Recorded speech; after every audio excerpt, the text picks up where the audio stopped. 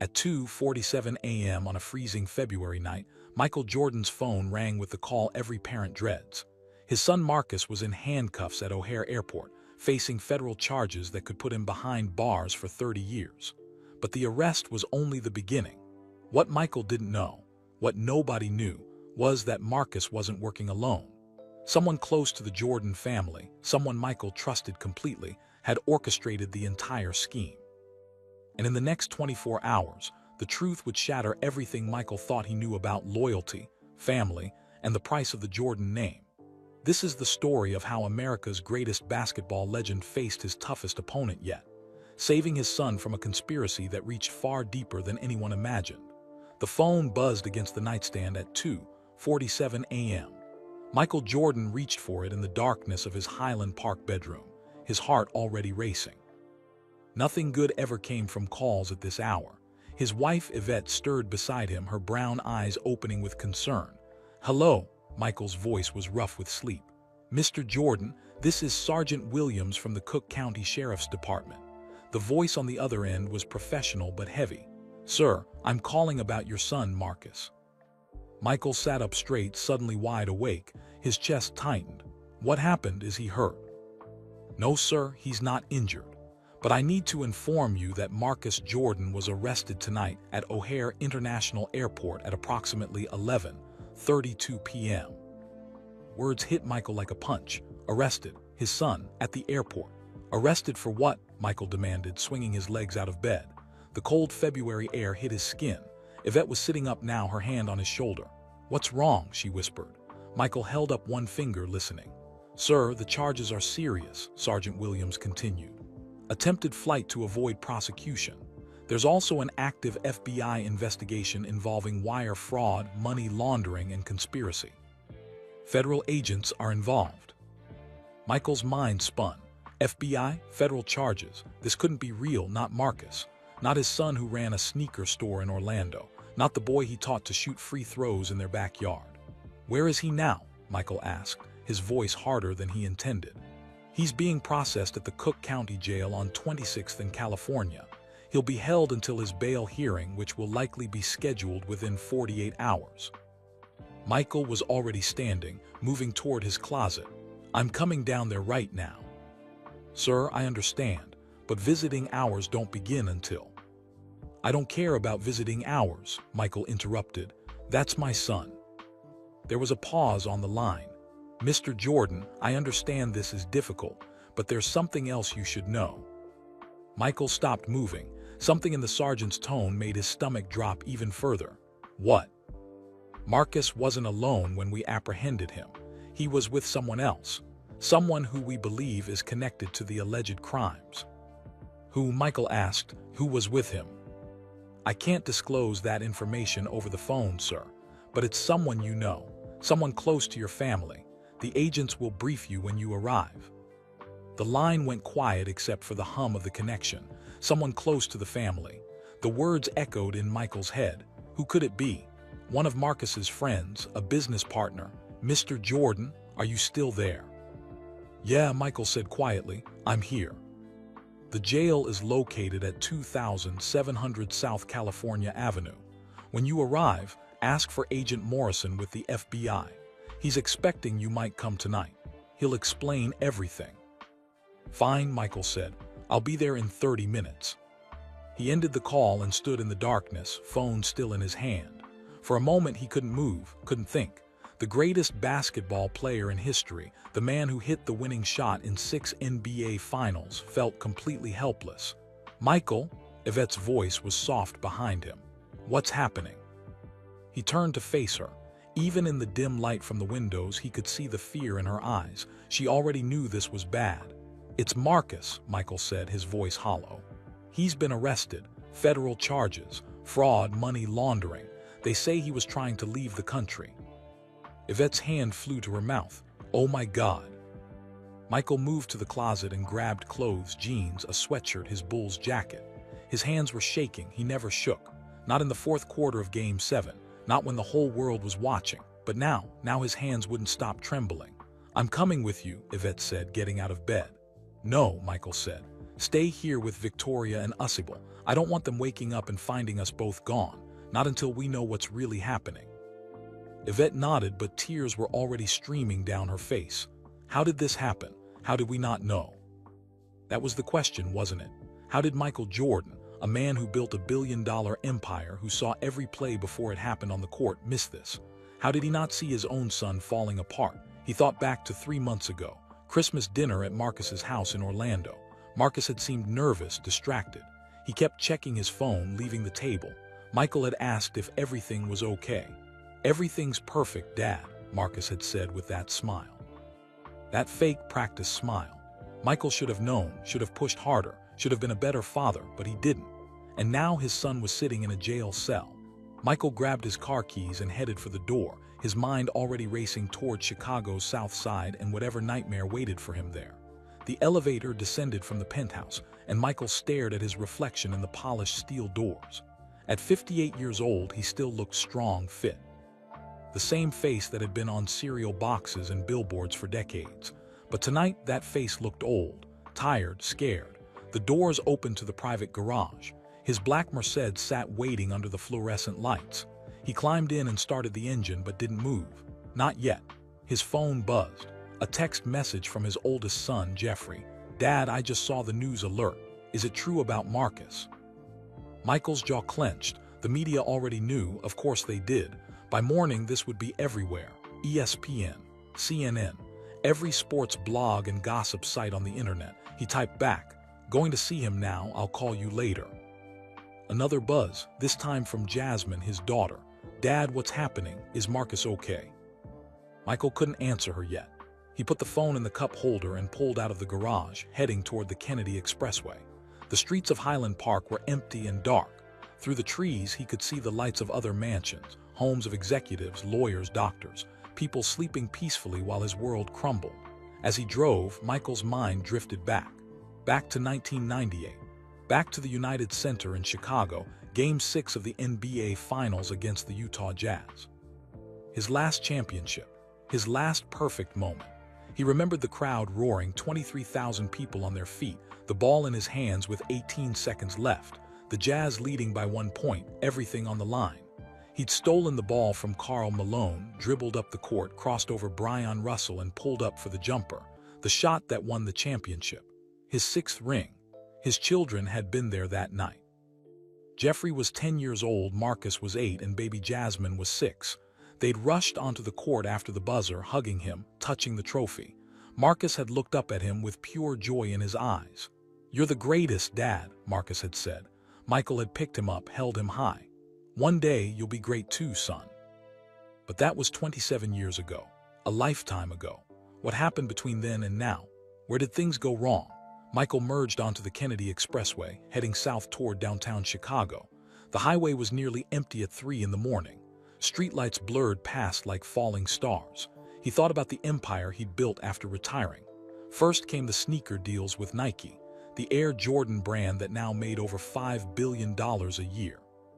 Then the restaurants, the car dealerships, the investments.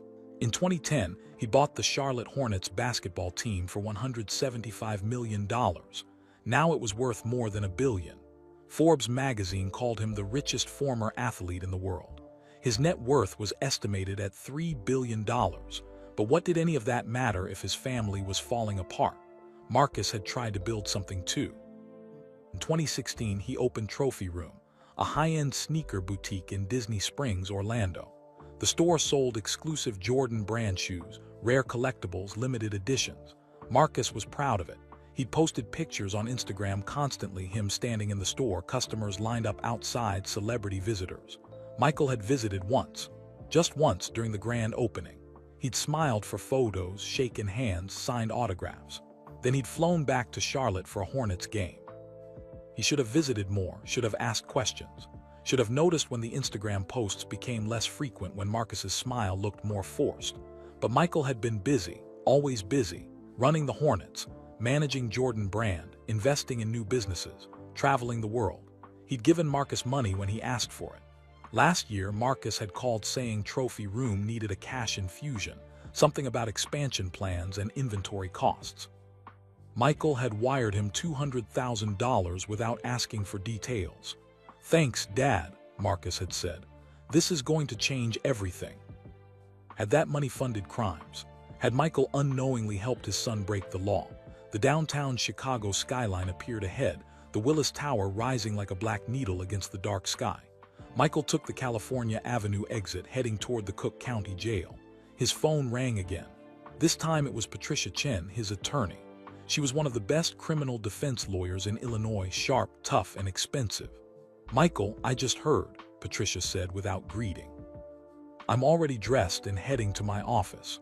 Don't say anything to anyone, not to the police, not to agents, not even to Marcus. Not until I get there and we understand the full situation." "Patricia, they're saying federal charges, fraud, money laundering." "I know, I've already made calls. This is serious, Michael, very serious. The FBI doesn't arrest people at airports unless they have strong evidence." Michael's grip tightened on the steering wheel. How much trouble is he in? Patricia paused. "If the charges are what I think they are, he could be looking at decades in federal prison." Decades, the word hit Michael like a physical blow.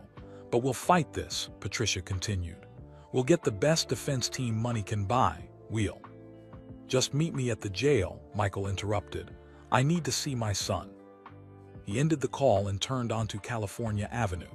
Ahead he could see the massive concrete structure of the Cook County Jail, one of the largest jails in America, housing over 6,000 inmates. Marcus was in there. His son was behind those walls wearing an orange jumpsuit, probably terrified.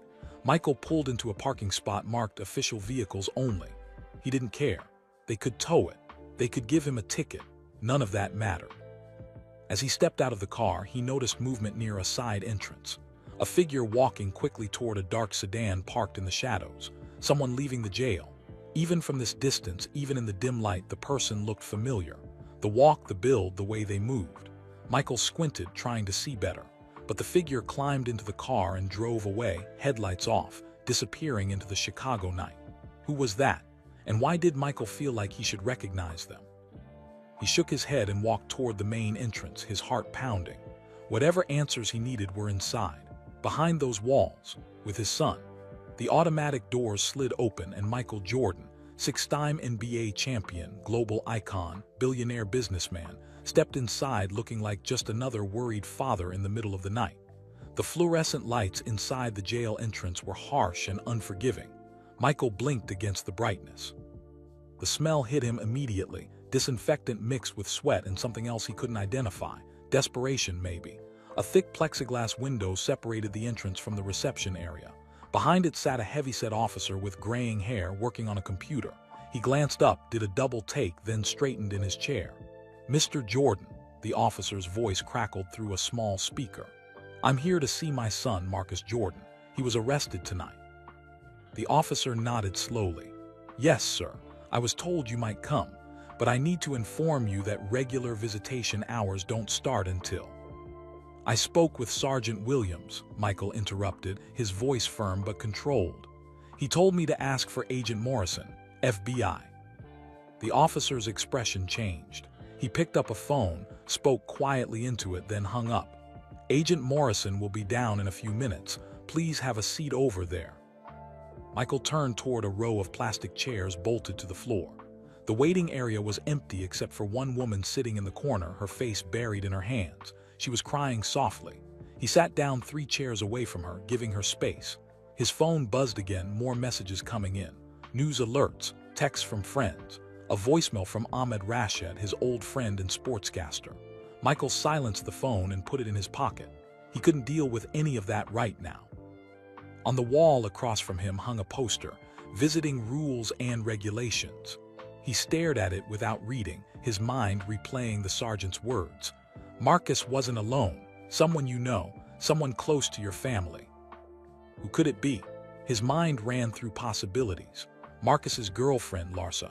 No, they'd broken up months ago. His business partner at Trophy Room. A childhood friend from Chicago. The woman in the corner let out a sob, breaking Michael's thoughts. He glanced at her. She couldn't have been more than 25, wearing a McDonald's uniform. Probably here about her boyfriend or brother or son. Different circumstances, but the same pain, the same fear. Michael knew that feeling now. The helplessness of loving someone who made terrible choices. A metal door buzzed and swung open. A man in his 40s walked through, average height, fit build, wearing a dark suit despite the early hour. His brown hair was neat, his eyes sharp and observant. "Mr. Jordan, I'm Special Agent David Morrison, FBI." He extended his hand. Michael stood and shook it. Morrison's grip was firm, professional. "Let's talk in one of the conference rooms," Morrison said, gesturing back toward the door. They walked down a long hallway with concrete walls painted institutional beige. Their footsteps echoed. At the end of the hall, Morrison opened a door to a small room with a metal table and 4 chairs. "Please sit," Morrison said, closing the door behind them. Michael sat, his hands flat on the cold table. "I want to see my son." "You will," Morrison assured him. "But first, I need to brief you on the situation. This is a complex case, Mr. Jordan, and there are things you need to understand before you speak with Marcus." "Then talk," Michael said. Morrison opened a thin folder he'd been carrying. Inside were documents, photographs, printed emails. "We've been investigating your son for approximately 8 months, Morrison began. "The case started when several individuals filed complaints with the FBI's Internet Crime Complaint Center. They claimed they'd invested large sums of money with Marcus Jordan's company, Trophy Room LLC, for the purchase of rare sports memorabilia." Michael's jaw tightened. "What kind of memorabilia?" "Primarily items related to you, actually. Game-worn shoes from your championship runs, signed jerseys, authentic basketballs from historic games. One investor even paid $450,000 for what was supposed to be your Olympic gold medal from the 1996 Atlanta Games." Michael's eyes widened. "My Olympic medal? That's in a secure storage facility in Highland Park. It's never been for sale." "Exactly," Morrison said quietly. "None of the items were real, Mr. Jordan. Marcus created fake certificates of authenticity. He showed investors photos of items from your actual collection. He promised them exclusive access to pieces of basketball history. But the items either didn't exist or they were cheap replicas." The room felt like it was spinning. Michael gripped the edge of the table. "How much?" he asked, his voice barely above a whisper. "Total. We've identified 47 victims across 12 states. The scheme raised approximately $8.7 million over 18 months. $8.7 million. The number hung in the air like smoke. "Some of these people," Morrison continued, "invested their entire retirement savings. One couple in Indiana took out a second mortgage on their house. A schoolteacher in Georgia used her late husband's life insurance money. They trusted your name, Mr. Jordan. They believed Marcus when he said these items were authentic because he's your son." Michael felt sick. His name, the Jordan name he'd spent 40 years building, had been used to steal from innocent people, from teachers, from retirees, from families. "Where's the money now?" Michael asked. Morrison flipped to another page in his folder. "That's where it gets more complicated. Some went to pay off earlier investors, classic Ponzi scheme structure. Some went to maintaining the appearance of success, luxury cars, expensive dinners, travel. Marcus rented a house in Orlando for $12,000 a month. He bought a boat, designer clothes. And the rest?" Morrison met his eyes. "We're still tracing it, but we believe approximately $3 million was transferred to offshore accounts that Marcus doesn't control alone." Michael leaned forward. "The co-conspirator, the person who was with him at the airport, who is it?" Morrison closed the folder. "That's why I needed to brief you first, Mr. Jordan, because this is going to be difficult to hear." "Just tell me," Michael demanded. "The person arrested with your son tonight," Morrison said carefully, "was attempting to board the same flight to Dubai. They were traveling together with matching tickets purchased 3 days ago, both with one-way fares." "Who?" Michael's voice was rising now. Morrison opened his mouth to answer when his radio crackled. A voice came through. "Agent Morrison, the suspect is being moved to Interrogation Room 3. His attorney just arrived." Morrison pressed the button on his radio. "Copy that, on my way." He looked at Michael. "Your attorney, Ms. Chen, is here. She's with Marcus now. We can take you to the visitation room, but Mr. Jordan—" "Tell me who was with my son," Michael interrupted, standing up. "Tell me right now." Morrison stood as well, his expression grave. "I can't disclose that yet. The co-conspirator's attorney has requested a separate arraignment. Their identity will be revealed at the bail hearing tomorrow. But I promise you, Mr. Jordan, you'll find out soon enough." He walked toward the door, then paused and turned back. "One more thing you should know," Morrison said. "The co-conspirator had access to your personal storage facility. They helped Marcus remove items from your collection. Whoever this person is, they had keys to your property, security codes, complete access to your private life." Michael's blood ran cold. Someone close to him, someone he trusted, someone who'd been in his home, his storage facilities, his private spaces. "Who?" Morrison opened the door. "Follow me. I'll take you to see your son." The visitation room was divided by thick plexiglass. On one side sat empty chairs bolted to the floor. On the other side, a metal door that led deeper into the jail. Michael sat down, his heart hammering. The chair was hard and uncomfortable. A black telephone hung on the wall beside the glass, the only way to communicate with whoever sat on the other side. Agent Morrison stood near the door. "Ms. Chen is with Marcus now, explaining his rights. They'll bring him in momentarily." Michael nodded but didn't speak. His hands were clenched in his lap, knuckles white. The metal door on the other side opened with a loud buzz. 2 guards entered first, then Marcus shuffled between them in an orange jumpsuit and handcuffs. His ankles were shackled together, forcing him to take small, careful steps. Michael's breath caught in his throat. This was his son, his boy. But Marcus looked nothing like the confident businessman from his Instagram posts. His hair was messy. His eyes were red and swollen from crying. His shoulders slumped forward like he was carrying the weight of the world. The guards helped Marcus sit in the chair opposite Michael. One guard unlocked the handcuffs from Marcus's wrists but left the ankle shackles on. Then they stepped back, standing by the door. Marcus picked up the phone on his side with shaking hands. Michael grabbed his own phone. For a long moment, they just stared at each other through the plexiglass. "Dad," Marcus's voice cracked through the phone. "Dad, I'm so sorry. I'm so sorry." Michael wanted to yell, wanted to demand answers, wanted to ask how Marcus could do this, could throw everything away, could use the Jordan name to hurt people. But when he opened his mouth, all that came out was, "Are you okay? Did they hurt you?" Marcus shook his head, tears streaming down his face. "No, they didn't hurt me. But Dad, I'm so scared. I don't know what's going to happen, I don't." The metal door on Michael's side opened. Patricia Chen walked in, carrying a leather briefcase. She was a small woman, barely 5 feet tall, but she commanded respect. Her black suit was perfectly pressed despite the early hour. Her dark hair was pulled back in a tight bun. "Michael," she said, her voice all business. "I've spoken with Marcus. I've reviewed the initial charges. We need to talk before you continue this conversation." Michael held up one finger to Marcus, asking him to wait. He put down the phone and turned to Patricia. "How bad is it?" Michael asked quietly. Patricia's expression was grim. She pulled Michael away from the window, out of Marcus's earshot, and lowered her voice. "The federal prosecutors have a strong case. Bank records showing money transfers, emails between Marcus and victims promising authentic memorabilia, text messages with the co-conspirator discussing the scheme. Fake certificates of authenticity with Marcus's signature. They even have security footage from your storage facility showing Marcus removing items."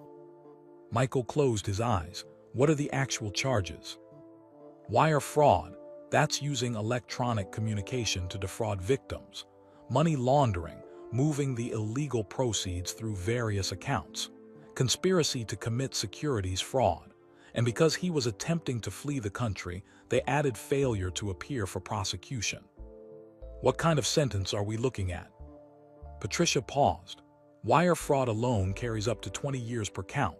They're charging him with 16 counts. Money laundering adds another 20 years. If convicted on all charges and sentenced consecutively, Michael, he could face life in prison." The floor seemed to tilt beneath Michael's feet.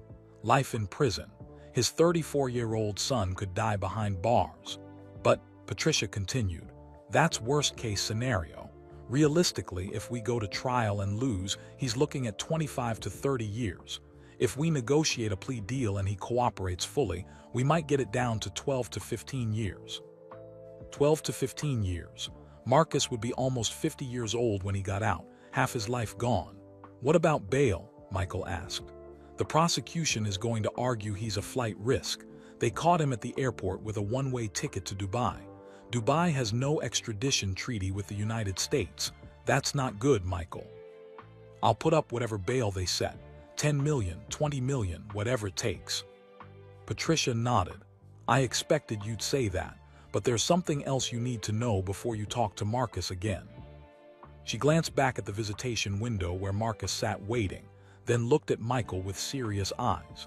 Marcus is claiming he didn't act alone, that someone else planned the entire scheme and convinced him to be the front person. He says this person promised everything would be legal, that they were just creating a new business model for selling collectibles.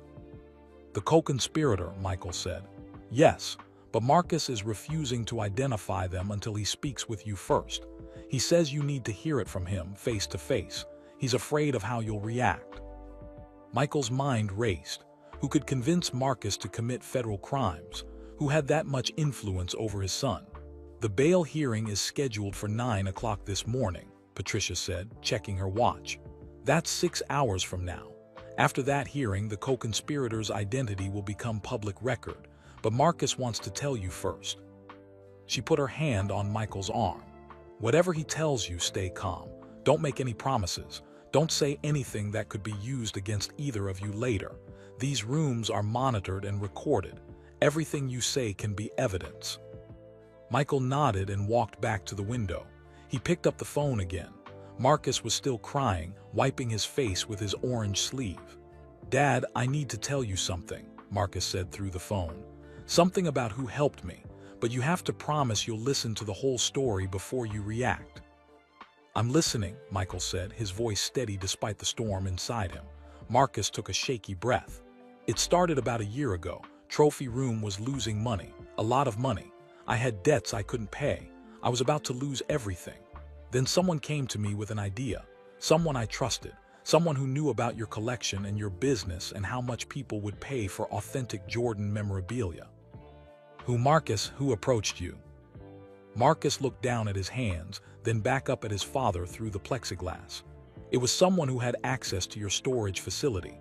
Someone who'd been to your house hundreds of times. Someone you've known for years.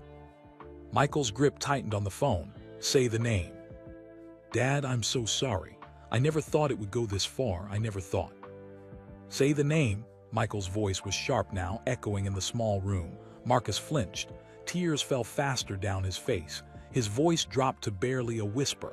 It was Thomas Anderson, your personal assistant. The phone nearly slipped from Michael's hand. Thomas Anderson, the man who'd worked for Michael for 12 years. The man who managed his schedule, organized his properties, coordinated his travel, handled his personal affairs. The man Michael trusted with everything. Before Michael could respond, Agent Morrison's radio crackled again. He stepped outside to answer it. Michael stared at Marcus through the glass, his mind struggling to process this information. Thomas? Quiet, reliable always. They're Thomas. Morrison came back into the room, his face tense.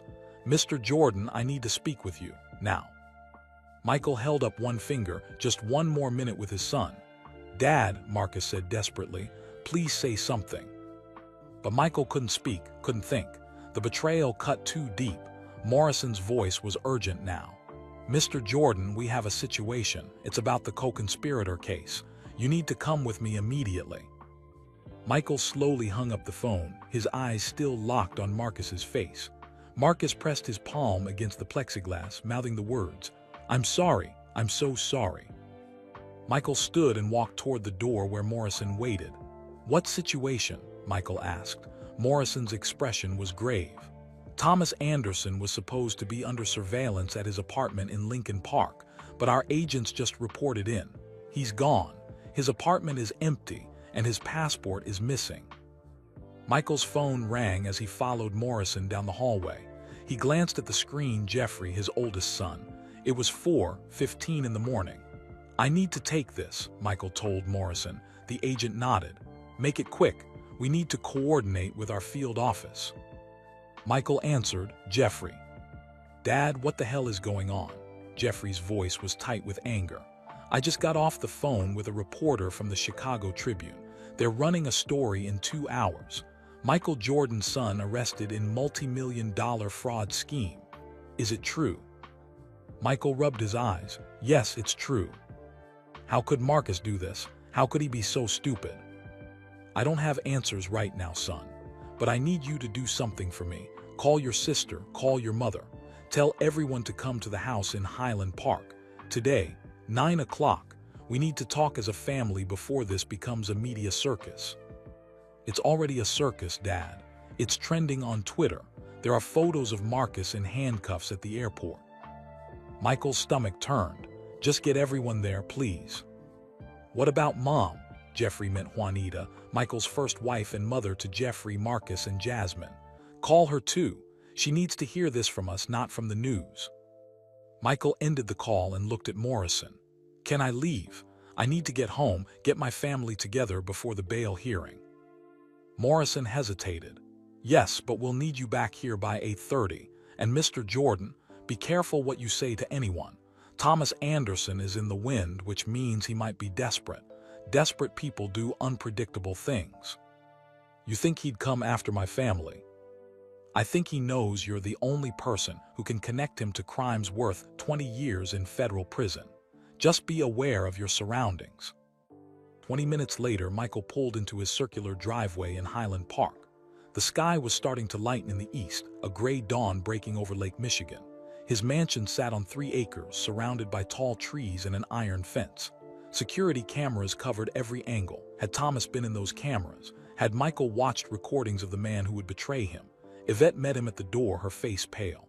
I saw the news. They're saying terrible things about Marcus, about us. Michael pulled her into his arms. I know, but right now I need you to help me. The family's coming over, everyone. We need to face this together. By 9:00 a.m., Michael's conference room, the one he used for business meetings about the Hornets and Jordan Brand, was full. Jeffrey sat at the far end of the table, his arms crossed. At 34, he looked like a younger version of Michael, tall, athletic, intense. He ran several of Michael's Chicago business properties and took pride in being responsible, reliable. Everything Marcus wasn't. Jasmine sat beside him, her eyes red from crying. At 31, she was the only one of Michael's children who'd built a successful career in the family business. She worked for Nike's Jordan Brand in Portland, managing athlete partnerships. This scandal could destroy everything she'd worked for. Juanita Van, Michael's first wife, sat across from them. Even at 55, she was elegant, composed, but Michael could see the pain in her eyes. Marcus was her baby boy, her youngest son. Stood by the door with Victoria and Usable, the 11-year-old twins. Michael had asked Yvette to keep them home from school today. They were too young to understand fully, but old enough to hear whispers in the hallways. Scottie Pippen sat near the window, looking uncomfortable. Michael had called him after leaving the jail, his oldest friend, his former teammate, the one person who'd been through everything with him. Scottie had driven straight over. All right, Michael said, standing at the head of the table. You all know why you're here. Marcus has been arrested for fraud, federal charges. He could go to prison for a very long time. Jasmine's hand flew to her mouth. How long? 15 to 30 years, depending on the trial outcome and whether he takes a plea deal. The room erupted. 30 years, Juanita's voice broke. Michael, he's only 34 years old, he'd be 64 when he got out, Jeffrey finished coldly. If he even survives prison that long. Don't say that, Jasmine snapped at her brother. This is our brother we're talking about. Our brother who destroyed the Jordan name, Jeffrey shot back. Do you understand what this means for our businesses? For the brand? I've already gotten calls from 3 investors pulling out of Chicago projects. They don't want to be associated with the Jordan family anymore. So it's about money. Juanita stood up, her voice shaking. Your brother's life is falling apart and you're worried about investments. Someone has to worry about the practical things. Jeffrey's voice rose. Someone has to think about the fallout, because Marcus sure as hell didn't. Everyone calm down, Michael said firmly. Fighting each other doesn't help Marcus. Scottie spoke for the first time. Mike, what exactly did Marcus do? The news reports are all over the place. Michael explained everything. The fake memorabilia, the $8.7 million, the 47 victims, the flight to Dubai. When he finished, the room was silent. Finally, Jasmine asked, "Who helped him?" The news said there was a co-conspirator. Michael's jaw tightened. "Thomas Anderson." "Your assistant," Scotty sat forward. "Thomas, the guy who's worked for you for over a decade. He approached Marcus a year ago, convinced him to start the scheme, helped him access my storage facility and take items from my personal collection." Jasmine looked confused.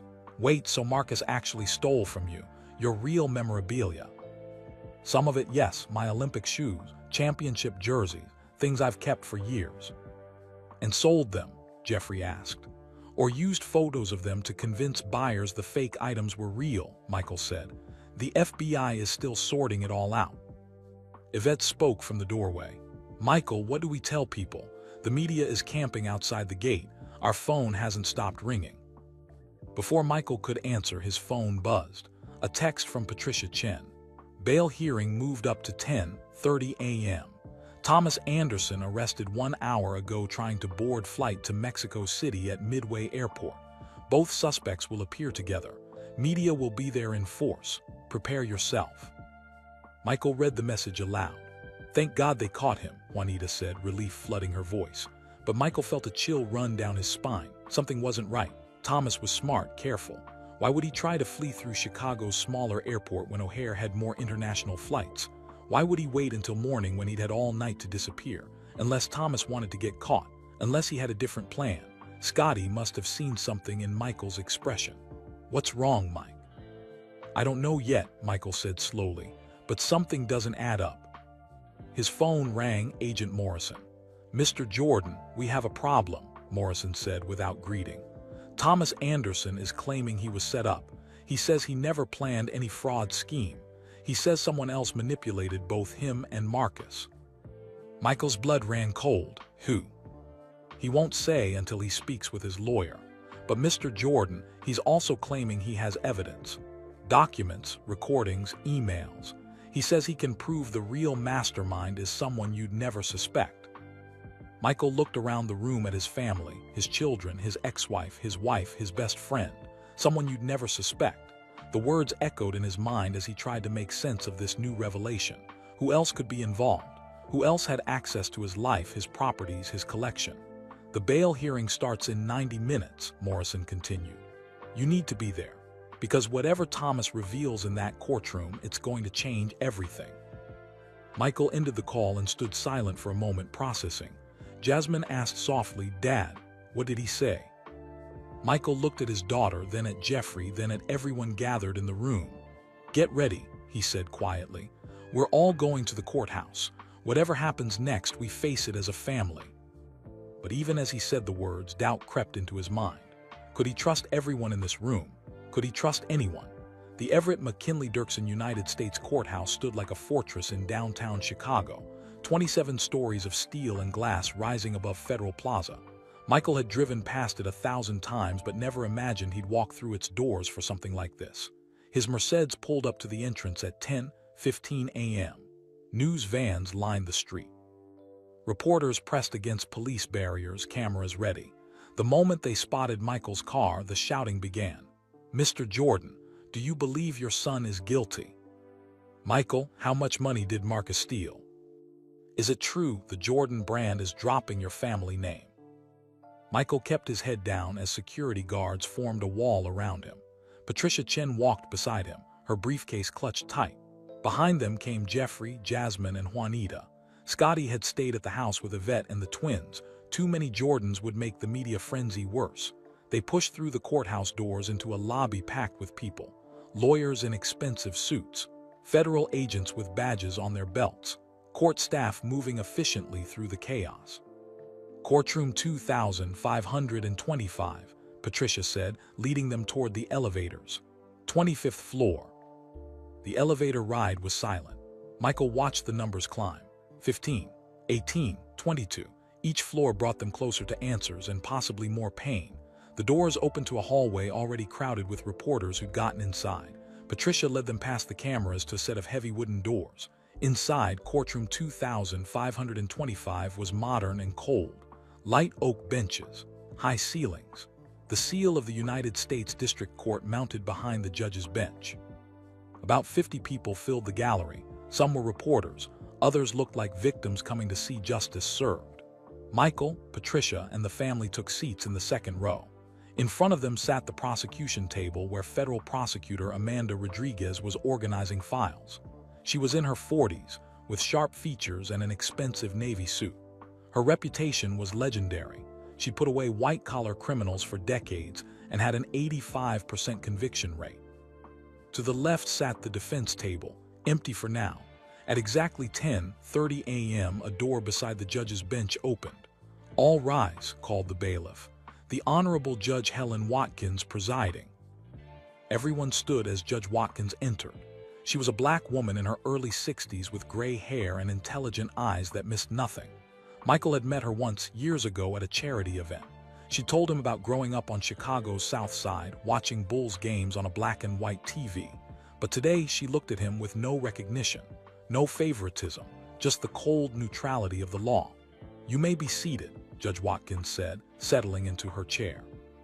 Another door opened, this one at the back of the courtroom. 2 U.S. Marshals entered, followed by Marcus in an orange jumpsuit and handcuffs. His ankles were shackled. He shuffled forward, head down, avoiding eye contact with everyone. Behind Marcus came another prisoner, Thomas Anderson. Michael's breath caught. Thomas looked smaller somehow. His shoulders hunched. His thinning brown hair was messy. The confident assistant who'd managed Michael's life for 12 years now looked like a frightened man facing his doom. But something in Thomas's eyes caught Michael's attention, not fear. Something else. Determination, anger. The defendants sat at separate defense tables with their attorneys. Marcus's lawyer was Patricia Chen. Thomas had hired Leonard Grant, one of Chicago's most aggressive defense attorneys, expensive and ruthless. "We're here for the bail hearing of Marcus James Jordan and Thomas William Anderson," Judge Watkins began, reading from documents. "Both defendants are charged with conspiracy to commit wire fraud, money laundering, and additional related charges. Mr. Rodriguez, you may proceed." Amanda Rodriguez stood, commanding the room. "Your Honor, the United States respectfully requests that both defendants be held without bail. These men orchestrated a sophisticated fraud scheme that defrauded 47 victims of $8.7 million. Furthermore, both defendants were apprehended attempting to flee the country. Marcus Jordan at O'Hare International Airport with a one-way ticket to Dubai, and Thomas Anderson at Midway Airport with a ticket to Mexico City." She clicked a remote. A screen lowered from the ceiling displaying photos. Marcus at the airport, Thomas at a different terminal, both with luggage, both looking nervous. "These are not men who will appear for trial," Rodriguez continued.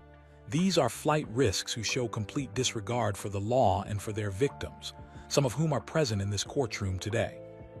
She gestured towards several people in the gallery, an elderly couple holding hands, a middle-aged woman in a teacher's uniform, a young man who couldn't have been older than 25. "These victims trusted the Jordan name," Rodriguez said, her voice rising with emotion. "They believed they were investing in authentic sports history. Instead, they lost their savings, their retirement funds, their children's college money, and the defendants tried to run away rather than face the consequences." Michael felt sick listening to her. These people, real people with real lives, had been hurt because of his name. Patricia Chen stood when Rodriguez finished. "Your Honor, while the charges are serious, Marcus Jordan deserves the presumption of innocence. Yes, he was at the airport, but he was not hiding. He had not changed his identity. He simply made a poor decision in a moment of panic. His father, Michael Jordan, is willing to post any bail amount this court deems appropriate. Marcus has deep family ties to Chicago. He has no prior criminal record. He is not a danger to the community." Judge Watkins listened, taking notes. Then Leonard Grant stood to defend Thomas Anderson. Grant was tall, silver-haired, with the presence of a man who'd won hundreds of cases. "Your Honor, my client Thomas Anderson maintains his complete innocence. He was not fleeing. He was leaving Chicago because he feared for his safety after being falsely accused and publicly named in this case. Mr. Anderson has worked for the Jordan family for 12 years without incident. He has no criminal history. His roots in this community run deep." Judge Watkins looked skeptical. "Counsel, your client was arrested boarding an international flight with no return ticket. How is that not fleeing?" Your Honor, if I may, Grant said carefully. My client was planning to return, but more importantly, Mr. Anderson has information crucial to this case. Information that will prove he is not the mastermind here. In fact, he is as much a victim as the people who lost money. Rodriguez shot to her feet. Objection. This is a bail hearing, not a trial. Defense counsel is making unsubstantiated claims. Your Honor, Grant interrupted, his voice sharp. My client is prepared to testify that there is a third conspirator, someone who manipulated both Marcus Jordan and Thomas Anderson, someone with far more to gain than either defendant. The courtroom erupted in whispers. Judge Watkins banged her gavel. Order. Michael leaned forward, his heart racing. A third conspirator. Grant continued. My client has evidence, documents, recordings, financial records, proving that another individual planned this entire scheme. An individual who had unrestricted access to Michael Jordan's properties, his storage facilities, his personal memorabilia. An individual who knew exactly how to exploit both Marcus Jordan's desperation and Thomas Anderson's financial troubles.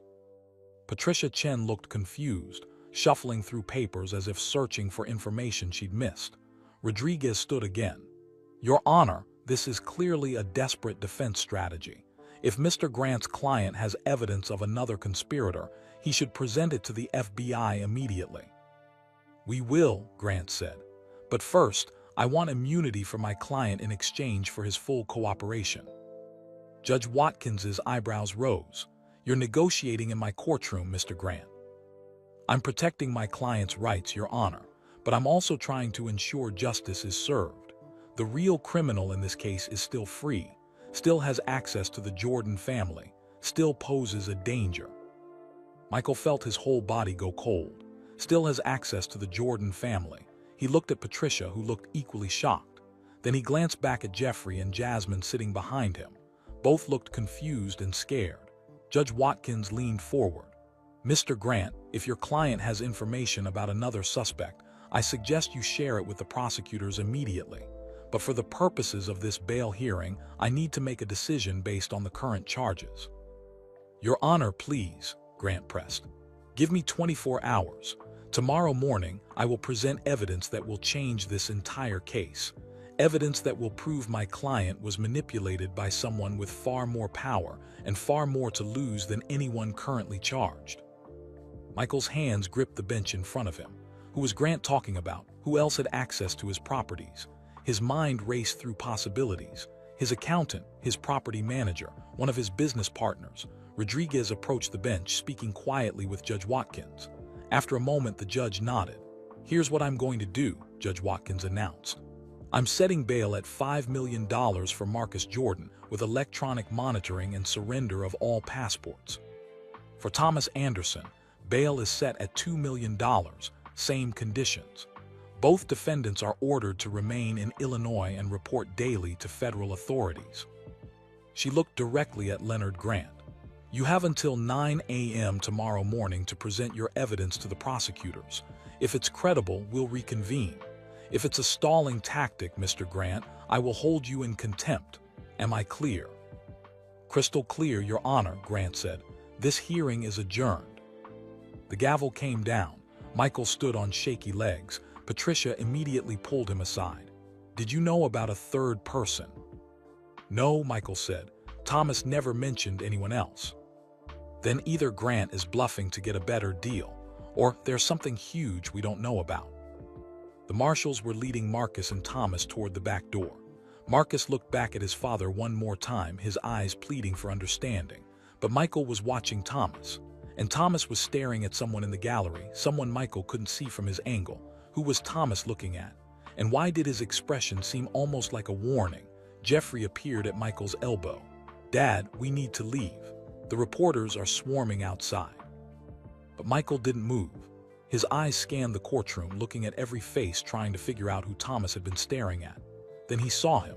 Standing near the back exit, partially hidden behind a column, was Gerald Matthews, Michael's financial advisor of 18 years, the man who managed his investment portfolio, the man who had access to every bank account, every property deed, every financial record. Gerald saw Michael looking at him. For just a second, their eyes locked. Then Gerald turned and disappeared through the exit. "Dad, did you hear me?" Jeffrey's voice pulled Michael back to the moment. Michael blinked, his eyes still on the exit where Gerald had vanished. "We need to find Gerald Matthews." "Your financial guy," Jeffrey looked confused. "Why? What does he have to do with this?" "I don't know yet, but Thomas was staring at him, and Gerald ran the second I looked his way." Patricia grabbed Michael's arm. "Don't jump to conclusions. We need facts, not suspicions. Let's get out of here and regroup." They pushed through the courthouse doors into a wall of cameras and microphones. Questions flew from every direction, overlapping into a chaos of noise. "Mr. Jordan, will you pay your son's bail? Is it true you're being investigated too? How does it feel knowing your son is a criminal?" Michael's security team formed a tight circle, moving them toward the waiting car. But one reporter broke through, a young woman with a microphone bearing the ESPN logo. "Mr. Jordan, one question please. Do you take any responsibility for your son's actions?" The question stopped Michael cold. He turned to face her, and suddenly all the other reporters went quiet, sensing something important about to happen. Michael looked directly into the camera. "Yes," he said simply, "I do." Patricia tried to pull him toward the car. "Michael, don't." But Michael needed to say this, needed the world to hear it. "I spent 30 years building an empire," Michael continued, his voice steady but heavy with emotion. "I won championships, made billions, put my name on shoes and restaurants and arenas, but I didn't spend enough time building relationships with my children. I gave Marcus money when he needed a father. I gave him opportunities when he needed guidance. I was so busy being Michael Jordan that I forgot to be his dad." The cameras captured every word. Reporters scribbled frantically in notebooks. "That doesn't excuse what Marcus did," Michael said. "He made terrible choices. He hurt people. He'll pay the price for that. But I failed him first, and I'll carry that with me for the rest of my life." He turned and walked to the car without another word. Inside the Mercedes, silence hung heavy. Jeffrey sat in the front passenger seat staring straight ahead. Jasmine was in the back with Michael, crying softly. Juanita had ridden separately with her own driver. "That was either really brave or really stupid," Jeffrey finally said. "Probably both," Michael admitted. His phone rang, unknown number. He answered anyway. "Mr. Jordan, this is Gerald Matthews." The voice was shaky, nervous. "I need to speak with you. Alone, it's urgent." Michael's jaw clenched. "Where are you?" "I'm at Millennium Park, near the Cloud Gate sculpture. Please come now. And please don't bring anyone with you, not the FBI, not your lawyers. This is about your family's safety." The line went dead. Michael looked at his phone, then at his driver. "Take me to Millennium Park." "Dad, no," Jasmine said. "You heard what Agent Morrison said. People involved in this might be dangerous. You can't go meet someone alone." "Gerald has been my financial advisor for 18 years. He knows every account I have, every investment, every property. If he's involved in this somehow, I need to know." Jeffrey turned around in his seat. "Then I'm coming with you." "No," Michael's voice was firm. He said, "Alone, I'm not risking anyone else." Patricia leaned forward from the seat behind them. "Michael, this is a terrible idea. Let me call Morrison. Let the FBI handle this." "And what if Gerald runs again? What if we lose our only chance to get answers?" Patricia sighed. "At least let me send my investigator to watch from a distance. Please, give me that much." Michael nodded. "Fine, but he stays out of sight." 20 minutes later, Michael walked through Millennium Park. It was late morning on a cold February day. Tourists took selfies at the Cloud Gate sculpture, the massive bean-shaped mirror that reflected Chicago's skyline. Families walked past. Joggers ran along the paths. Gerald stood near the sculpture's north end, hands shoved deep in his coat pockets. He was 53 years old, with graying hair and the tired face of a man who hadn't slept. He'd been Michael's financial advisor since 2007, recommended by another wealthy client.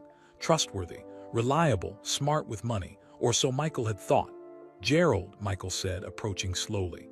Gerald jumped, then relaxed slightly when he saw Michael was alone. "Thank you for coming.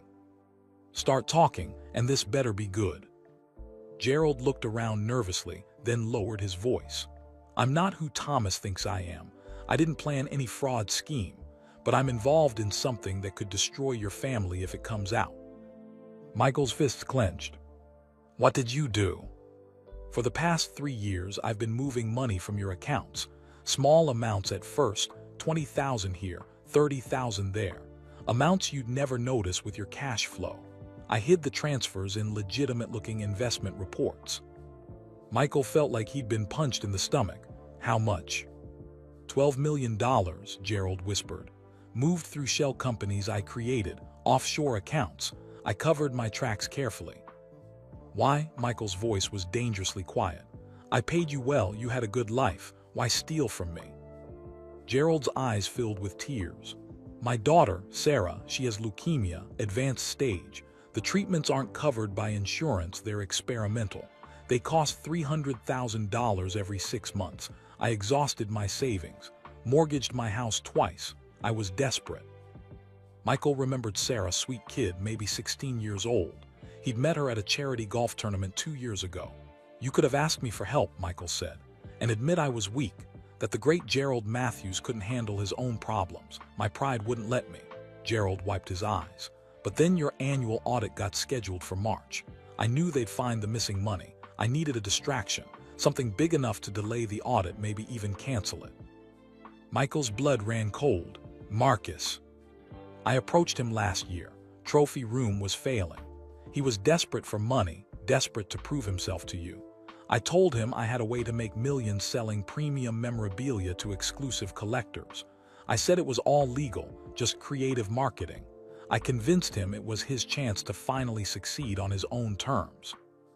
And Thomas had gambling debts.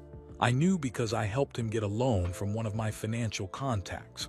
When Marcus needed someone to access your storage facility, I suggested Thomas. Told Marcus that Thomas owed me a favor and could be trusted. Michael grabbed Gerald by the collar. You set them both up. You used my son's desperation and Thomas's debt to create a scandal that would hide your own crimes. I never thought it would get this big, Gerald's voice cracked. Marcus was supposed to run a small operation, maybe $1 million total, then shut it down. But he got greedy, started promising items that didn't exist, created fake certificates. It spiraled out of control before I could stop it. And when the FBI started investigating, I planned to disappear. I bought property in Costa Rica under a fake identity. I've been transferring my stolen money there for months. Once the FBI finished with Marcus and Thomas, once the media circus died down, I was going to retire somewhere they'd never find me. Michael released Gerald, disgusted. Why are you telling me this now? Because Thomas figured it out. He's smarter than I gave him credit for. He tracked the money transfers, found connections between my shell companies and the fake memorabilia sales. He has evidence that proves I manipulated both him and Marcus. Good, then you'll all go to prison where you belong. Michael, listen to me. Gerald grabbed his arm. If Thomas reveals what he knows, it won't just be me going down. The trail of money leads through accounts connected to Jordan Brand, to the Hornets organization, to your charitable foundation. The prosecutors will investigate every transaction. They'll freeze your assets. They'll audit everything. Michael pulled his arm free. So what? I didn't do anything wrong. But the media won't care about facts. They'll see Jordan family and money laundering scandal and run with it. Nike will drop the Jordan brand to protect themselves. Your investors will pull out. Everything you've built for 40 years will collapse, not because you're guilty, but because you're too toxic to touch. Michael stared at Gerald, understanding dawning. You're trying to blackmail me. You want me to help you disappear in exchange for staying quiet. I'm giving you a choice, Gerald said. Tomorrow morning, Thomas's lawyer presents evidence to the FBI. Once that happens, everything becomes public. Or you wire $2 million to an account I specify. I leave the country tonight. I take all my evidence with me. Marcus and Thomas take plea deals for their actual crimes. Your name stays clean. Michael stepped closer, his voice ice cold. My son is facing 30 years in prison because of you. Those victims lost their life savings because of you. And you think I'm going to help you escape? I think you'll do what's best for your family's legacy, Gerald said. What's more important, justice for Marcus, or protecting everything the Jordan name represents? Michael's phone buzzed in his pocket. He ignored it. I need an answer by 6 p.m., Gerald said. After that, it's too late. He turned and walked away, disappearing into the crowd of tourists. Michael stood frozen, his mind racing. $2 million to make this go away, to protect his empire. His phone buzzed again. This time he looked. A text from Jasmine. Dad, where are you? Agent Morrison is at the house. He says they found something. Something about Gerald Matthews. Call me now. Michael called Jasmine immediately. What did Morrison find? He wouldn't say over the phone. But Dad, he brought 3 other FBI agents with him. They're in your office right now going through files. They have a warrant. A warrant for what? Financial records. Something about tracing Gerald Matthews' transactions through your accounts. Dad, what's going on? Michael's mind raced. Gerald had been right. The investigation was already spreading beyond Marcus. I'm on my way. Don't let anyone leave. He ran back to his car, dialing Patricia Chen as he moved. They're searching my house. FBI warrant for financial records. Patricia cursed under her breath. This is exactly what I was afraid of.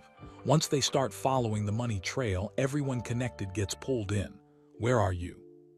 Millennium Park, but I'm heading home now. Michael, I need to ask you something, and I need complete honesty. Did you know Gerald was stealing from you? No, I just found out 20 minutes ago. He admitted everything. Silence on the line. Then he admitted it to you. Where is he now? He walked away. Said he'd give me until 6 p.m. to decide if I wanted to help him escape or let everything become public. That's extortion. We need to tell Morrison immediately. I know, I'm calling him next. Michael hung up and dialed Agent Morrison. The call went straight to voicemail. He tried again. Same result. His driver was weaving through Chicago traffic, but it felt like they were crawling. Every red light lasted forever.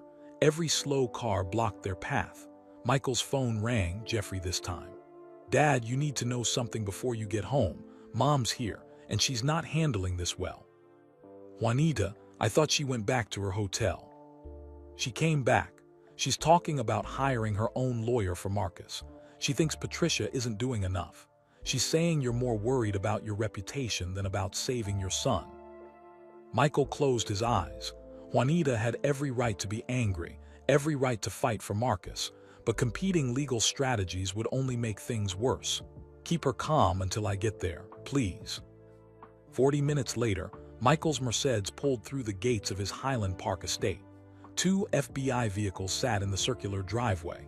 A few reporters had found the address and were camped outside the fence with cameras. Inside, chaos ruled. Agent Morrison stood in Michael's home office with 3 other agents, loading boxes with files and computer equipment. Jasmine sat on the couch looking shell-shocked. Jeffrey paced by the windows. Yvette tried to keep Victoria and Usable upstairs, away from the commotion, and Juanita stood in the center of the room, her voice rising with each word. You can't just take everything. This is harassment. My son is the victim here. Ma'am, we have a warrant, Morrison said patiently. We're authorized to seize any financial documents related to. I know what the warrant says, Juanita snapped. I also know you're trying to railroad Marcus to protect the real criminals. She turned when Michael entered. There you are. While you've been off protecting your precious image, your son is sitting in a jail cell. Our son, Michael. Remember him. Juanita, please. Don't Juanita please me. I've been calling you for 2 hours. Where were you? Michael looked at Agent Morrison. Can we talk privately? Morrison nodded and led Michael into the library, closing the door behind them. Through the windows, Lake Michigan stretched gray and cold under cloudy skies. Gerald Matthews contacted me, Michael said without preamble. He confessed to embezzling $12 million from my accounts over 3 years. He also confessed to manipulating Marcus and Thomas into the fraud scheme to create a distraction from his own crimes. Morrison's expression didn't change. He pulled out a small notebook. When did this conversation take place? 30 minutes ago, Millennium Park. And where is Matthews now? He left. He gave me until 6 p.m. to wire him $2 million to help him escape the country. If I don't, he says he'll let all his evidence become public and destroy my reputation in the process. Morrison wrote quickly, "That's extortion and attempted flight. Did you record the conversation?" "No." "Did anyone witness it?" Patricia Chen's investigator was watching from a distance, but I don't know if he could hear anything. Morrison put away his notebook and looked directly at Michael. "Mr. Jordan, I'm going to be straight with you. We've suspected Gerald Matthews was involved for the past 72 hours. Thomas Anderson's lawyer gave us just enough information to start digging. What we found was a sophisticated money laundering operation using your accounts as cover." Michael felt his stomach drop. "My accounts?" "Gerald created shell companies with names similar to your legitimate businesses. Jordan Ventures LLC, Jordan Properties International, Jordan Capital Management. He'd move money from your real accounts into these fake ones, then offshore to Costa Rica, the Cayman Islands, Switzerland. On paper, it looked like normal business transactions." "How much?" "We're still tracing everything, but preliminary estimates suggest $15 to $20 million over 5 years. Not 3 years like Gerald told you. He lied about that too." $20 million. The number seemed impossible. How had Michael not noticed? "Because you trusted him," Morrison said, as if reading Michael's thoughts. "And because Gerald is very, very good at what he does. He's been running cons like this for 15 years. You're not his first victim, you're just his biggest." 15 years, you mean? "Gerald Matthews isn't his real name. It's Gerald Kovac. He's originally from Slovenia. Changed his identity in 2003 after embezzling money from a hedge fund in New York. Did 2 years in prison, got out, changed his name, and started over in Chicago." Michael sank into a leather chair. Everything he thought he knew was falling apart. How did he pass background checks? "He's good with false documents. Had an entire fake history constructed, college degrees, work references, even a fake family background. When your people checked his references back in 2007, they called numbers that Gerald controlled. Talked to former employers who were actually his accomplices. So I let a career criminal manage my money for 18 years. Morrison sat across from him. "Mr. Jordan, you're a victim here too. Gerald targeted you specifically because of your wealth and your trust, but right now I need you to focus. Where do you think Gerald will go?" "He said he has property in Costa Rica, under a fake name. We're already coordinating with Costa Rican authorities, but Gerald's smart. He won't go where we expect. He'll have backup plans, multiple identities, money stashed in different countries." Michael's phone buzzed, a text from an unknown number. 4 hours left to decide, Michael. Your empire or your conscience. Choose wisely." Michael showed the text to Morrison, who immediately called his team. "We need a trace on this number, now." While Morrison coordinated the technical team, Michael walked to the window. Outside, his family was falling apart. His son faced prison. His reputation was being shredded in the media. His life's work hung by a thread. And somewhere out there, Gerald Matthews, or whoever he really was counting on Michael to save himself instead of doing what was right. The library door opened. Patricia Chen entered with a laptop. "Michael, we have a problem, a big one." She turned the screen toward him. It showed a web page, one of those anonymous whistleblower sites where people leak secrets. The headline read, "Jordan Family Money Laundering Empire, the documents they don't want you to see." Below were scanned documents, bank statements, wire transfer records, emails between Gerald and various shell companies, all marked with timestamps from the past hour. "Gerald didn't wait until 6 p.m., Patricia said grimly. "He's releasing everything now. In 30 minutes, every news organization in the world will have these documents." Morrison's phone rang. He answered, listened, then his face went pale. "When? How many?" He hung up and looked at Michael. "The FBI's Financial Crimes Division just got an anonymous package. Hundreds of pages of evidence showing money flowing through your accounts to offshore havens. The director is calling for a full investigation of you, your businesses, and everyone in your family." Michael stared at the screen at the evidence of Gerald's crimes that would look like his crimes to the world. In a few hours, everyone would think Michael Jordan, the man who'd built his name on integrity and hard work, was a money launderer and a fraud. Jasmine appeared in the doorway. "Dad, you need to see this." She held up her phone showing Twitter. The hashtag Jordan scandal was trending. News alerts flashed across the screen. Breaking: FBI investigating Michael Jordan for money laundering. Jordan family empire built on fraud. Michael Jordan's son just the beginning. Larger conspiracy revealed. Jeffrey pushed past Jasmine into the room. Nike just called. They're holding an emergency board meeting about the Jordan brand. "Dad, they're talking about pulling your name from the shoes." The empire Michael had spent 40 years building was crumbling in real time. And Gerald Matthews had orchestrated all of it: the perfect crime, the perfect frame, the perfect escape. Unless Michael could stop him. Morrison was already on his phone, coordinating with teams across Chicago. "I want every airport, train station, and bus depot monitored. I want his photo sent to every law enforcement agency in Illinois. Find Gerald Kovach before he crosses the border." But Michael knew Gerald was already gone. He'd planned too carefully, waited too long.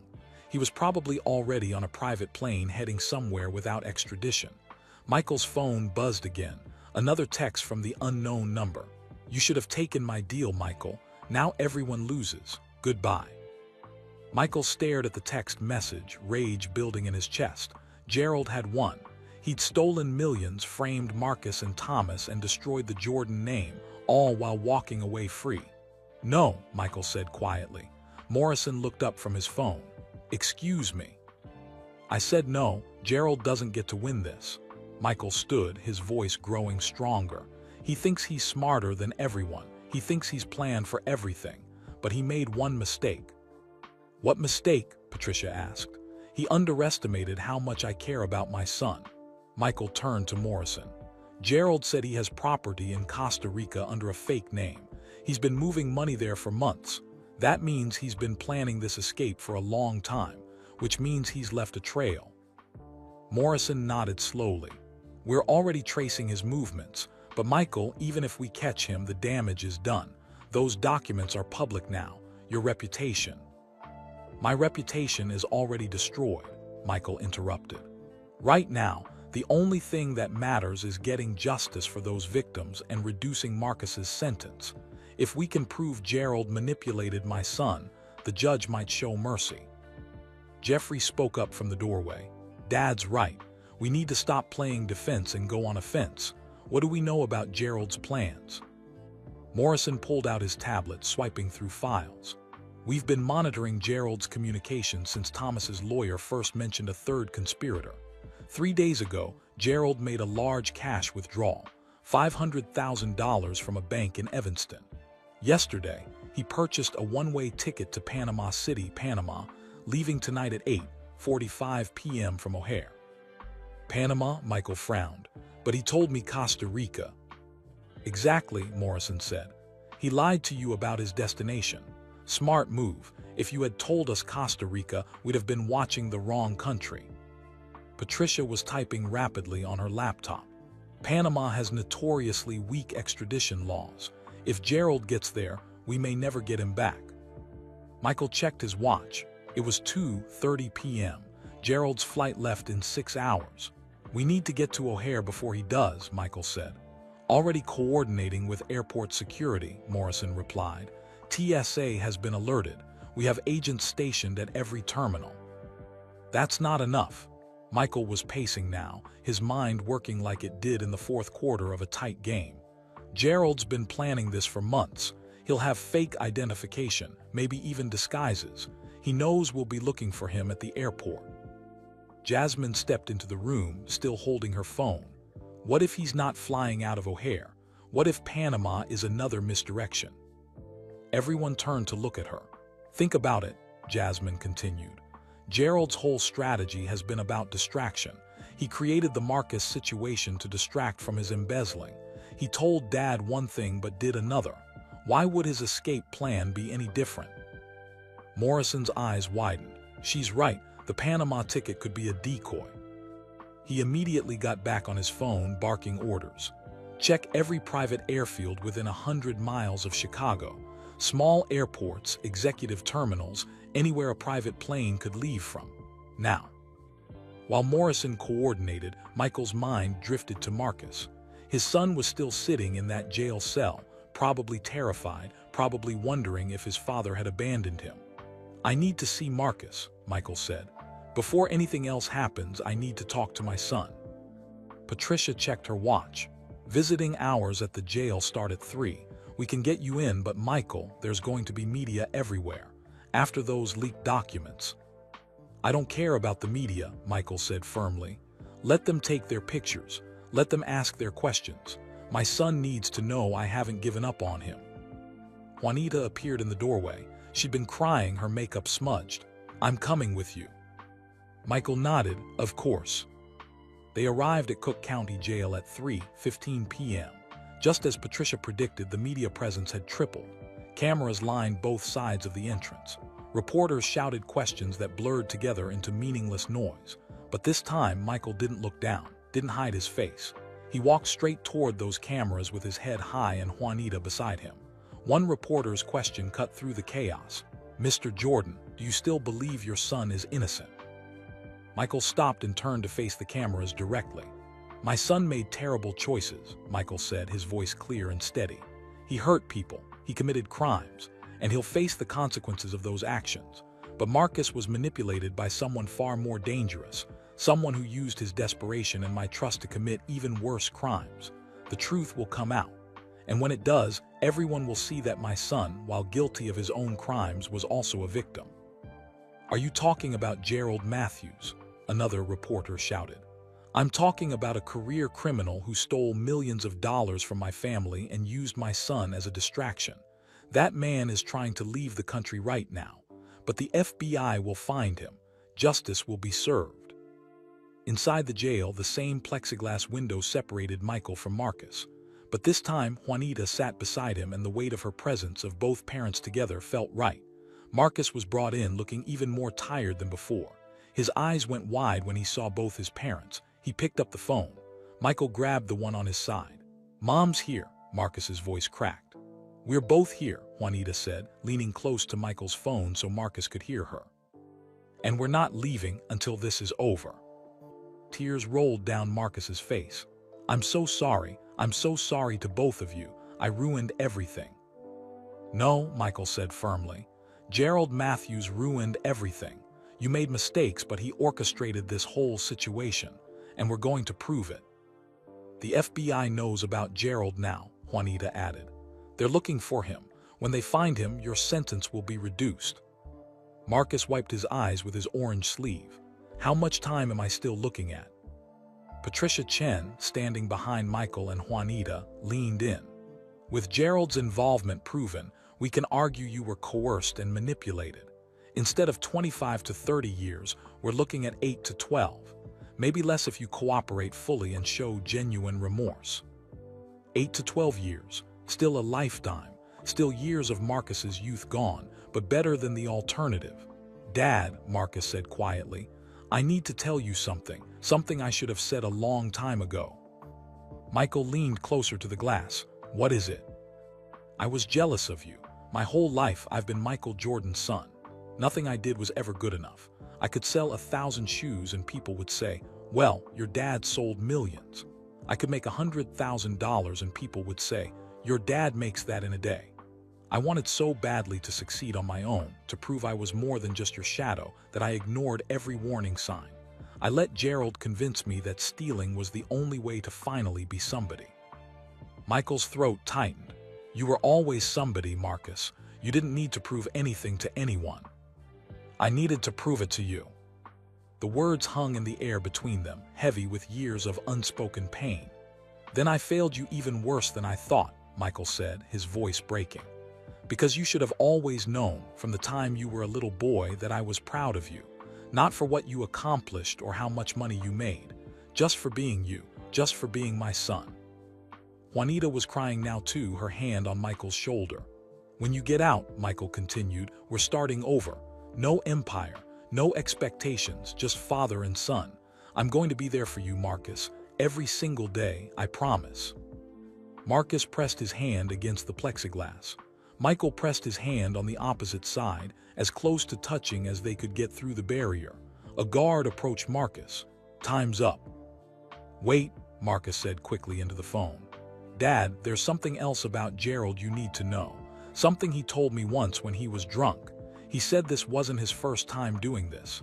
He said he'd done it before to other rich people, athletes, actors, business owners. He said he had a whole system worked out." Morrison, who'd been standing quietly in the corner, stepped forward. "Did he mention any names?" Marcus thought for a moment. "One name. Someone Gerald worked for before you, Dad. Someone he said was even richer than the Jordan family, but he wouldn't tell me who. He just laughed and said if they knew the truth, half of Hollywood would collapse." Morrison and Patricia exchanged glances. "Hollywood," Morrison repeated. "So Gerald's been doing this in California too?" "I think so," Marcus said. "He had a house in Los Angeles, said he spent half his time there." Morrison was already pulling out his phone, making calls to FBI offices in Los Angeles. The guard pulled Marcus toward the door. "Let's go." "I love you, Dad," Marcus called out. "I love you, Mom." "We love you too," Juanita said through tears. Michael watched his son shuffle back through the metal door, chains rattling with each step. Patricia turned to Morrison. "If Gerald's been running this con on multiple people, the FBI needs to coordinate across state lines. This could be a much bigger case than we thought." Morrison nodded, still on his phone. Then he froze, listening intently to whoever was on the other end. His expression changed from concentration to shock. He hung up and looked at Michael. "We found him." "Where?" "Gary Chicago International Airport in Indiana. Small executive terminal. He chartered a private plane scheduled to depart for Mexico in 40 minutes. Mexican authorities have agreed to extradite, so he can't hide there. We have agents moving in now." "I'm going," Michael said immediately. "Michael, this is an FBI operation," Morrison started. "That man destroyed my family, used my name, hurt innocent people, and tried to turn my son into a criminal to cover his own crimes. I'm going." Morrison looked at him for a long moment, then nodded. "Fine, but you stay in the car, you don't approach. You let my agents do their jobs, understood?" "Understood." The drive to Gary Chicago International Airport took 35 minutes. Michael sat in the back of Morrison's FBI vehicle, watching the Chicago skyline fade behind them as they crossed into Indiana. 2 more FBI cars followed close behind, lights flashing but sirens off. They didn't want to alert Gerald that they were coming. Patricia had stayed behind at the jail to continue working on Marcus's case. Juanita had gone back to her hotel, emotionally exhausted. Jeffrey and Jasmine were at the Highland Park house, managing the media storm and fielding calls from Nike, Jordan Brand, and the Hornets organization. Everyone wanted answers. Everyone wanted to know if Michael Jordan was a criminal or a victim. Michael stared out the window, his reflection ghostly in the glass. How had his life come to this? 24 hours ago, he'd been sleeping peacefully in his mansion. Now his son was in jail, his empire was crumbling, and he was racing to catch a man who'd stolen everything. 5 minutes out, Morrison said from the front seat, his phone pressed to his ear. Team Alpha is in position at the terminal entrance. Team Bravo is covering the hangar exits. The plane is still on the tarmac. Gerald hasn't boarded yet. Michael leaned forward. Why would he wait until the last minute? Probably watching for surveillance, making sure we didn't track him here. He's cautious. The airport appeared ahead, a small facility compared to O'Hare, with just 2 runways and a handful of buildings. Private jets and small planes dotted the tarmac. This was where wealthy people came to fly without the hassle of commercial terminals. Morrison's vehicle pulled up to a building marked Executive Terminal 2. Through the windows, Michael could see a luxurious waiting area with leather chairs and expensive artwork, very different from the crowded chaos of regular airports. "Stay here," Morrison ordered, unholstering his weapon. "Lock the doors, don't get out for any reason." He and 3 other agents moved quickly toward the terminal entrance. 2 more cars arrived, and 6 additional agents poured out, taking positions around the building. Michael sat alone in the car, his heart pounding. Somewhere inside that building was Gerald Matthews, or Gerald Kovach, or whoever he really was. The man who'd spent 18 years earning Michael's trust only to betray it completely. Through the terminal windows, Michael could see movement. Agents entering the building. People standing up looking confused. Someone pointing toward the tarmac. Then Michael saw him. Gerald emerged from a side door, walking quickly toward a sleek white Gulfstream jet parked 50 yards away. He wore a baseball cap and sunglasses, pulling a small rolling suitcase. He looked like any other wealthy traveler heading to his private plane. But he was running. Not obviously, just walking fast enough to cover ground without drawing attention.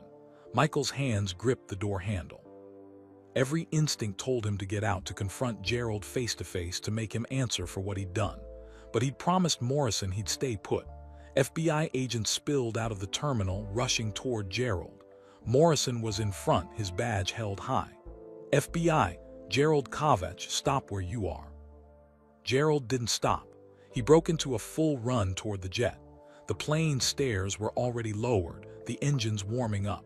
If he reached that plane, if he got inside and the pilot took off.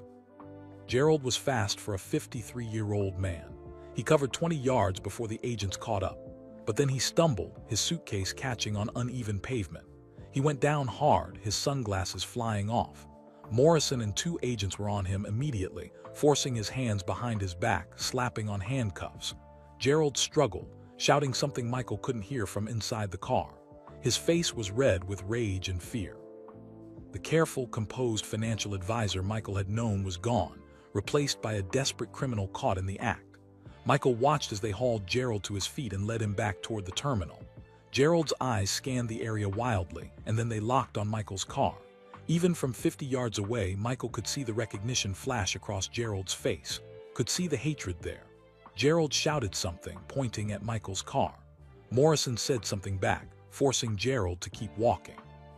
But Gerald kept twisting around, kept trying to look at Michael, kept shouting.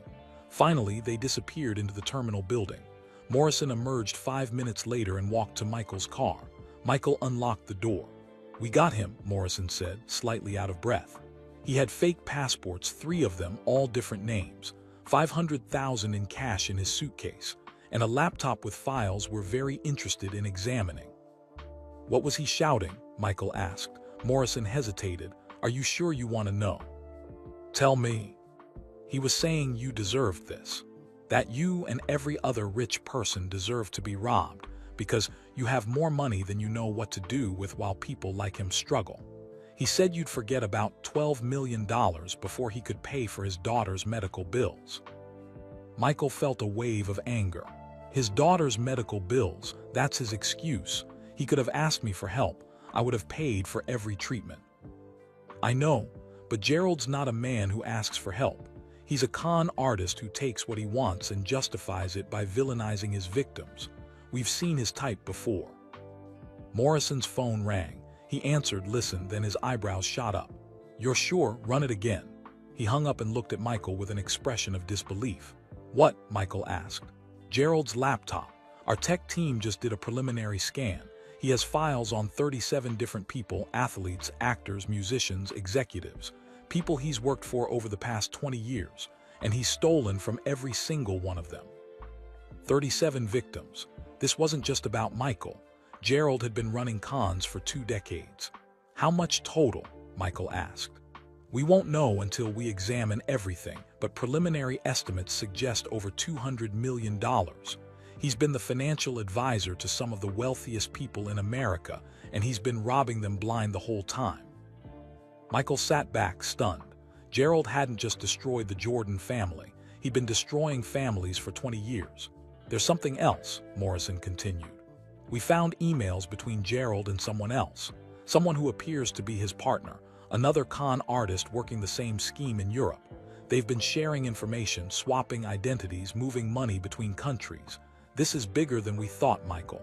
Much bigger." "Who's the partner?" "We don't know yet. The emails are encrypted. The sender is using anonymous accounts, but we'll figure it out." Morrison looked toward the terminal where Gerald was being processed. "Thanks to your son's information about Gerald working in Hollywood, we'll be able to trace his movements over the past 20 years. Every victim, every crime, every stolen dollar. Gerald Kovach's criminal enterprise is finished." Michael nodded, but he felt hollow. Yes, they'd caught Gerald. Yes, justice would be served, but the damage was already done. Marcus would still go to prison. The Jordan name was still tarnished. Victims had still lost their savings. Catching Gerald didn't undo any of that. "Let me see him," Michael said suddenly. Morrison frowned. "That's not a good idea." Gerald's angry cornered. "He might say things designed to hurt you." "I don't care. I need to look him in the eye. I need him to know that he didn't win." Morrison considered this, then nodded slowly. 5 minutes, that's all." They walked into the terminal. Gerald sat in a small security office, handcuffed to a chair, 2 agents standing guard. His face was scratched from the fall, his expensive clothes dusty from the tarmac. He looked up when Michael entered, and his expression twisted into something between a sneer and a smile. "The great Michael Jordan," Gerald said mockingly. "Come to gloat." Michael pulled up a chair and sat directly across from him. For a long moment he said nothing, just stared at the man who'd been part of his inner circle for 18 years. "I trusted you," Michael finally said. "I invited you into my home. You knew my children, my wife, my life, and you used all of that trust to steal from me and destroy my family." "You have $3 billion, Gerald spat.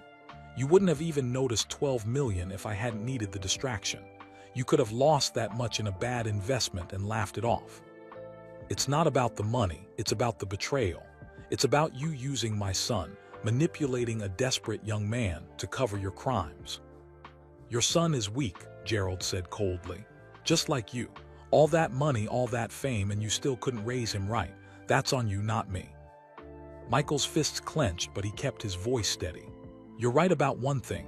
I failed Marcus. I wasn't the father he needed. But I'm going to spend the rest of my life making that right." "What are you going to spend the rest of your life doing?" "Sitting in a federal prison, knowing that you destroyed your own daughter's life along with everyone else's." Gerald's face went pale. "Leave Sarah out of this." "Why? You used her illness as an excuse for your crimes. You said you stole to save her life. But the truth is, you stole because you're a greedy, selfish criminal who couldn't stand seeing other people have what you wanted. And now Sarah will grow up knowing her father is a con artist serving 20 years in prison. That's your legacy." Gerald lunged forward, but the handcuffs and chair stopped him. "You self-righteous." "We're done here," Morrison said, stepping between them. Michael stood and walked to the door, but he turned back one more time. "You didn't win, Gerald. You lost everything, and so did everyone who trusted you." He walked out into the Indiana afternoon, feeling exhausted but somehow lighter. Gerald was caught. The truth was coming out. Marcus would get a reduced sentence. The victims would get their money back. Michael would make sure of that. It wasn't over yet. There was still the trial, still the media circus, still the work of rebuilding his family and his reputation. But for the first time since that phone call at 2:47 a.m., Michael Jordan felt like maybe, just maybe, everything would be okay. The next morning, Michael stood outside the Dirksen federal courthouse once again, but this time felt different. This time, he wasn't walking in blind. This time, he had answers. The media presence had somehow grown even larger. Gerald's arrest had made international news. CNN was calling it the biggest financial fraud scheme in sports history. The FBI's revelation that Gerald had 37 victims over 20 years had turned this from a Jordan family scandal into a national crime story. Patricia Chen met Michael at the courthouse steps. Judge Watkins moved up the hearing. She wants to address Gerald's arrest and its impact on Marcus's case immediately. "What are we looking at?" Michael asked. "Best case. The prosecution offers Marcus a plea deal, 8 years with possibility of parole after 5. Worst case, they still push for the full sentence and we go to trial." Inside courtroom 2525, the atmosphere was electric. Every seat was filled. Michael spotted some of the victims sitting in the gallery, the elderly couple from Indiana, the young teacher, the Atlanta entrepreneur. They all watched him with expressions he couldn't quite read. Anger, hope, confusion. Marcus was brought in, looking slightly better than yesterday. He'd slept a little, Patricia had said. Knowing Gerald had been caught had given him hope. Thomas Anderson sat at the adjacent defense table with his lawyer, Leonard Grant. Thomas looked relieved. His cooperation had kept him from being labeled the mastermind. Then Gerald was brought in and the courtroom went silent. He wore an orange jumpsuit now, just like Marcus and Thomas. His wrists and ankles were shackled. Gone was the composed financial advisor in expensive suits. This was a criminal facing justice. Gerald's eyes found Michael in the gallery. For just a second, their eyes locked. Then Gerald looked away. "All rise," the bailiff called. Judge Watkins entered and took her seat. She surveyed the courtroom with sharp eyes, then spoke. "Yesterday's events have significantly altered this case. The arrest of Gerald Kovach, previously known to this court and the defendants as Gerald Matthews, has provided new context for the charges against Marcus Jordan and Thomas Anderson." She looked directly at Gerald. "Mr. Kovach, you are now charged with conspiracy to commit wire fraud, money laundering, identity theft, and embezzlement across multiple states spanning 20 years.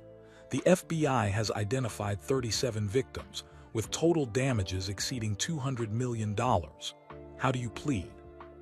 Gerald's lawyer, a public defender named Robert Hayes, stood. "Not guilty, Your Honor." Judge Watkins nodded, unsurprised. "Bail is denied. You are remanded to federal custody pending trial." She banged her gavel and guards began to lead Gerald away. But Gerald turned back, his voice rising. "This is wrong. I'm being made the scapegoat while the real criminals walk free. Michael Jordan knew about the missing money. He authorized." "Mr. Kovach, that's enough." Judge Watkins's voice cut through the courtroom like a blade. "One more outburst and you'll be held in contempt." Gerald's lawyer pulled him back down into his seat, whispering urgently in his ear. Judge Watkins turned her attention to Marcus. "Mr. Jordan, in light of new evidence showing you were manipulated and coerced by Mr. Kovach, the prosecution has revised their recommendation." Amanda Rodriguez stood. "Your Honor, after reviewing the evidence and consulting with FBI investigators, the United States believes Marcus Jordan was indeed a victim of Gerald Kovach's manipulation, though he still bears responsibility for his own criminal actions. We're prepared to offer a plea agreement.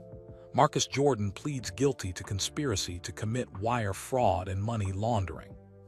Sentence of 8 years in federal prison, eligible for parole after 5 years, with full cooperation in the prosecution of Gerald Kovach. 8 years. Marcus would be 42 when he got out, still young enough to rebuild his life. Patricia stood. "Your Honor, we accept the plea agreement on behalf of Marcus Jordan." Judge Watkins looked at Marcus directly.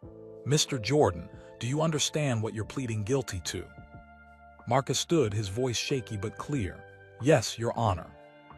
"And do you acknowledge that, while you were manipulated by Gerald Kovach, you still made conscious decisions to defraud victims and launder money?" "Yes, Your Honor. I take full responsibility for my actions." "Do you understand that you'll serve at least 5 years in federal prison, possibly 8, and that you'll be a convicted felon for the rest of your life?" Marcus's voice broke slightly. "Yes, Your Honor, I understand." Judge Watkins was quiet for a moment, studying Marcus. Then she spoke, her voice softer than before. "Mr. Jordan, I've presided over hundreds of fraud cases. I've seen people who show no remorse, who blame everyone but themselves. That's not what I see here.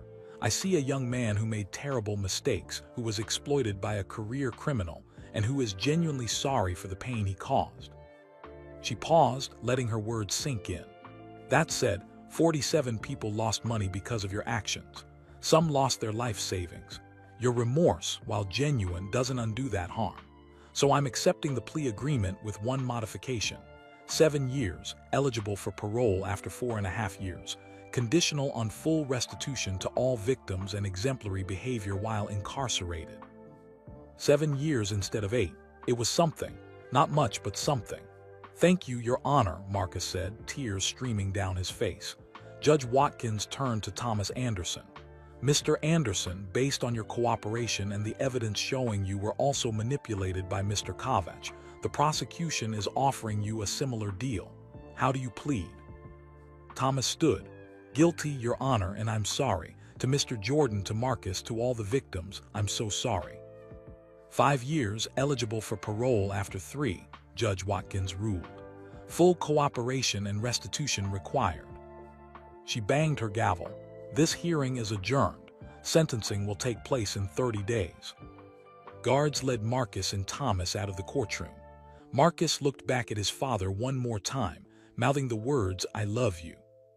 Michael mouthed back, "I love you too." Outside the courthouse, Michael faced the cameras. This time, he prepared a statement. "Today, my son Marcus pleaded guilty to crimes he committed. He will serve 7 years in federal prison. He deserves that punishment.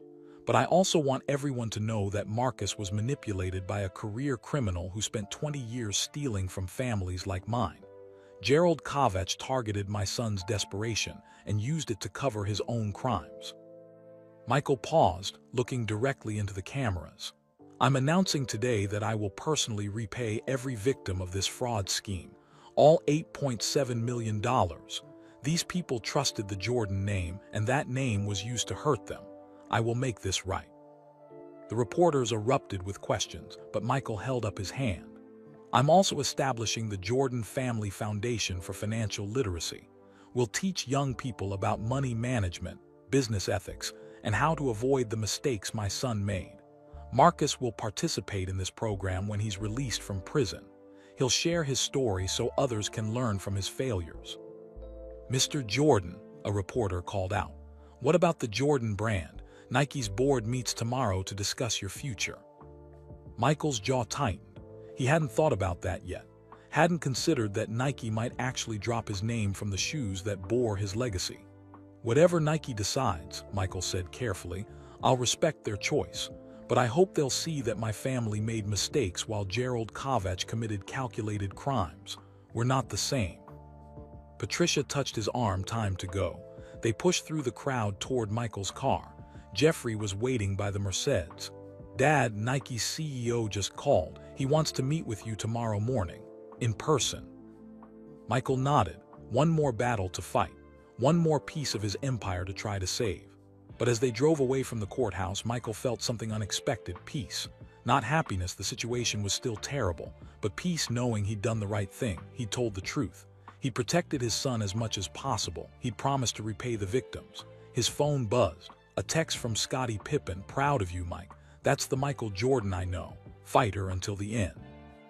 Another text, this one from Juanita: "Thank you for fighting for Marcus. Thank you for being the father he needed today." And one from Jasmine: "Dad, I just got off the phone with Jordan Brand. They're not dropping the name. They believe in you. We all do." Michael closed his eyes, relief washing over him. The Jordan Brand would survive. His legacy would survive. But more importantly, his family would survive. "Where to?" his driver asked. Michael thought for a moment. He could go home to Highland Park, could hide behind his gates and wait for this storm to pass, or he could do something different. "Cook County Jail," Michael said. "I want to visit my son." Patricia looked surprised. "Michael, you just saw him in court. Visiting hours don't start for another 3 hours." "Then I'll wait." He pulled out his phone and called Jeffrey. "Get your sister, meet me at the jail, and call your mother, both of them. Tell everyone to come. Marcus needs to see his whole family, needs to know we're all standing by him." "On our way," Jeffrey said. Michael leaned back in his seat, watching Chicago pass by the window. This city had given him everything: 6 championships, a dynasty, immortality in the basketball world. But it had also taught him hard lessons about family, about priorities, about what really mattered when everything else fell away. Money could be replaced, reputations could be rebuilt, empires could rise again. But family was irreplaceable. And Michael Jordan was going to spend the next 7 years, and every year after, proving that to his son. 4 months passed like a slow-moving storm. Michael kept his promise. Every single day, he visited Marcus at the Metropolitan Correctional Center, sometimes for an hour, sometimes just 20 minutes between meetings. But he was there, present. The father Marcus had always needed. During those months, the world watched the Jordan family navigate their darkest chapter. Nike stood by Michael, releasing a statement that mistakes by family members don't diminish Michael Jordan's legacy. The Charlotte Hornets had their best season in years, as if the universe was trying to balance the scales. Gerald Kovach's trial date was set for September 2025. The FBI had uncovered victims from California to New York, from London to Dubai. The case was massive, complex, international. But Gerald wasn't going anywhere. He sat in a maximum security federal prison denied bail awaiting justice. Now it was June 15, 2025, sentencing day. Courtroom 2525 was packed again, but the energy felt different, less chaotic, more solemn. This was the day Marcus Jordan would officially become a federal prisoner. Michael sat in the front row with his entire family. Juanita on his left, Yvette on his right. Jeffrey, Jasmine, and even the twins, Victoria and Usable, now 11 years old and old enough to understand that their brother was going away for a long time. Scottie Pippen sat behind them, along with Ahmed Rashid and several other friends who'd known Marcus since he was a child. They'd all come to show support. The victims were there too. Michael had met with each one personally over the past 4 months. He'd written checks, $8.7 million total plus interest. He'd apologized face-to-face, listened to their stories, felt their pain. Some had forgiven him. Others were still angry. All of them deserved to see justice served today. Judge Watkins entered and everyone rose. "Please be seated," she said, settling into her chair. She looked tired. This case had taken a toll on everyone involved. "We're here for the sentencing of Marcus James Jordan, who pleaded guilty to conspiracy to commit wire fraud and money laundering. Before I impose sentence, I'll hear victim impact statements." One by one, victims approached the microphone. The elderly couple from Indiana went first, Robert and Linda Chen, both retired teachers. Robert spoke while Linda held his hand. "We lost $150,000, Robert said, his voice shaking. "That was our retirement savings. 40 years of teaching, of helping kids learn to read, of making a difference in our community. We trusted Marcus Jordan because we trusted the name. We thought we were investing in history. Instead, we lost everything." He looked directly at Marcus. "But we've also seen Michael Jordan repay us every penny with interest. We've seen him take responsibility, and we've seen Marcus show genuine remorse. So while we're still hurt, we believe in second chances. We hope Marcus learns from this and becomes a better man." The young teacher from Georgia spoke next, Amanda Porter, 29 years old. "I invested $75,000, my late husband's life insurance money. My husband died in a car accident 3 years ago. That money was supposed to secure our daughter's future, send her to college. When I lost it, I thought our lives were over." Tears streamed down her face. "Michael Jordan made me whole again financially, but the trust I lost, that's harder to restore. I want Marcus to know that his actions didn't just steal money, they stole hope, security, and peace of mind." 3 more victims spoke, each story more heartbreaking than the last. A young couple who'd mortgaged their house, a veteran who'd invested his disability payments, a grandmother who'd been saving for her grandson's medical treatments. Marcus sat at the defense table, head bowed, tears falling onto his orange jumpsuit. Every word was a knife cutting deeper into his conscience. When the victims finished, Judge Watkins turned to Marcus. "Mr. Jordan, you have the right to address the court before I impose sentence." Marcus stood slowly, his legs shaking. Patricia Chen had helped him prepare a statement, but standing here facing everyone he'd hurt, the prepared words felt inadequate. "Your Honor, I don't have any excuses," Marcus began, his voice barely above a whisper. "I knew what I was doing was wrong. I knew people would get hurt, but I did it anyway because I was desperate, selfish, and foolish." He turned to face the victims in the gallery. "I'm sorry. Those words aren't enough, I know, but they're all I have. I'm sorry for stealing your money, your trust, your security. I'm sorry for using my father's name to lie to you. I'm sorry for every sleepless night, every moment of fear, every tear you've shed because of what I did." His voice grew stronger. "I can't undo the past, but I can promise you that I'll spend the rest of my life trying to make this right. In prison, I'll work, I'll learn, I'll change. And when I get out, I'll dedicate myself to helping others avoid the mistakes I made. That's my commitment to you, to my family, and to myself." He sat back down, emotionally exhausted. Judge Watkins reviewed her notes, then looked up at Marcus with an expression that was stern but not unkind. "Mr. Jordan, I've been a federal judge for 23 years. I've sentenced hundreds of criminals, some who showed no remorse, others who were genuinely sorry for their actions. You fall into the latter category. Your remorse appears genuine. Your cooperation with the FBI has been complete. And your father's willingness to repay every victim, demonstrates a family commitment to making things right." She paused, letting her words settle over the courtroom. "However, remorse alone doesn't erase harm. 47 people suffered because of your choices. The fact that you were manipulated by Gerald Kovach provides context but not absolution. You were a grown man who made conscious decisions to commit federal crimes." Judge Watkins looked down at her paperwork one more time. "Therefore, I hereby sentence you to 7 years in federal prison, to be served at FCI Terre Haute in Indiana. You will be eligible for parole after serving 4.5 years, conditional on exemplary behavior and completion of all required programs. You are also ordered to complete 500 hours of community service upon release, focusing on financial literacy education for at-risk youth." 7 years. The sentence they'd expected, but hearing it pronounced made it real. "Additionally," Judge Watkins continued, "you will be required to make monthly restitution payments from any earnings you receive while incarcerated and after release, until all court fees and additional damages are satisfied. Do you understand this sentence?" Marcus stood. "Yes, Your Honor." "Do you have anything else to say before you're remanded to custody?" Marcus turned to look at his family. Michael met his eyes, nodding encouragement. "Your Honor, I just want to say one more thing to my family, if I may." Judge Watkins nodded. "Go ahead." Marcus faced his father directly. "Dad, I'm sorry for disappointing you, for wasting all the opportunities you gave me, for throwing away the Jordan name that you spent your whole life building. But I promise you, I'm going to use these 7 years to become the man you always wanted me to be, the man I should have been all along." Michael stood, breaking courtroom protocol. Judge Watkins should have stopped him, but she didn't.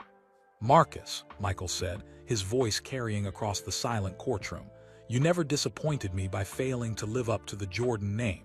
You disappointed me by not being true to yourself. So don't spend 7 years trying to become who I wanted you to be. Spend it becoming who you want to be. That's all I've ever wanted for you." Father and son stared at each other across the courtroom, separated by 15 feet and a lifetime of missed connections, but somehow closer than they'd been in years. Judge Watkins cleared her throat gently. "That's a good place to end this. Mr. Jordan, you'll be transferred to FCI Terre Haute within 72 hours. Bailiff, please remand the defendant to custody." The guards approached Marcus with handcuffs. Before they could put them on, Patricia whispered something to Judge Watkins, who nodded. "The family may approach for a brief goodbye," she said. Michael moved quickly to the defense table. Juanita was right behind him, then Jeffrey, Jasmine, and finally the twins. They formed a circle around Marcus, each taking turns hugging him, whispering encouragement, promising to visit. When it was Michael's turn, he pulled Marcus close and spoke directly into his ear. 7 years will pass faster than you think. Stay strong, stay focused, and remember, I'll be there every month, every single month. That's my promise to you." "I love you, Dad," Marcus whispered back. "I love you too, son, more than you'll ever know."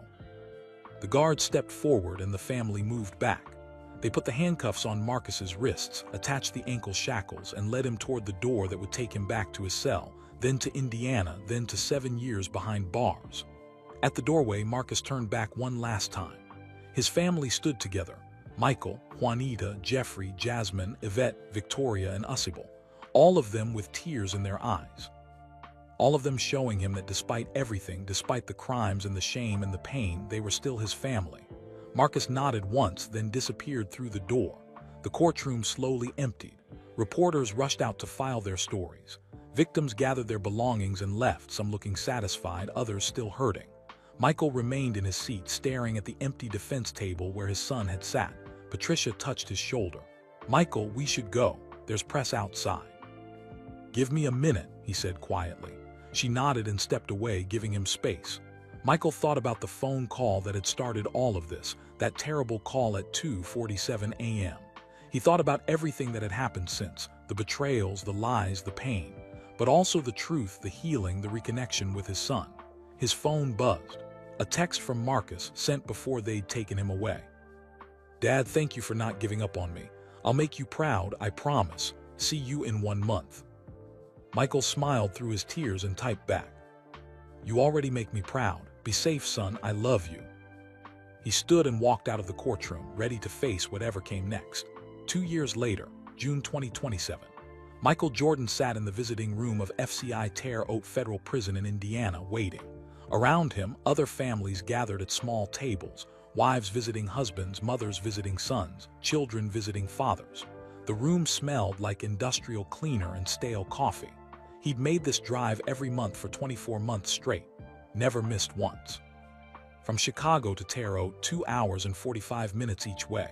Sometimes Juanita came with him, sometimes Jeffrey or Jasmine. Today he'd come alone. The metal door buzzed and opened. Inmates filed in wearing tan uniforms. Marcus was third in line. Michael barely recognized him. Marcus had gained weight, but the good kind, from lifting weights in the prison gym. His shoulders were broader, his face more mature. At 36 years old, he looked like a man instead of a lost boy. His hair was cut short, almost military style. But it was his eyes that had changed the most, clearer, more focused, carrying a wisdom that only comes from suffering. Marcus spotted his father and smiled, a genuine smile that reached his eyes. They met at table 7, their regular spot. They hugged quickly. Prison rules allowed brief contact at the beginning and end of visits. "Hey, Dad," Marcus said, sitting down. "Hey, son, you look good, really good." "I feel good. Lost my kitchen duty last month, which was disappointing, but I got assigned to the library instead. Turns out I like helping guys study for their GED tests." Michael smiled. "Your sister told me. She said the prison education coordinator called her, mentioned you're one of their best tutors." Marcus looked surprised. He called Jasmine. "Apparently, you helped 3 inmates pass their high school equivalency exams last month. That's impressive, Marcus." A flush of pride colored Marcus's cheeks. "It's not a big deal. I'm just teaching them basic math and reading." "It's a huge deal," Michael insisted. "You're making a difference, changing lives." They talked for an hour about Marcus's classes. He was taking business ethics courses through a prison correspondence program.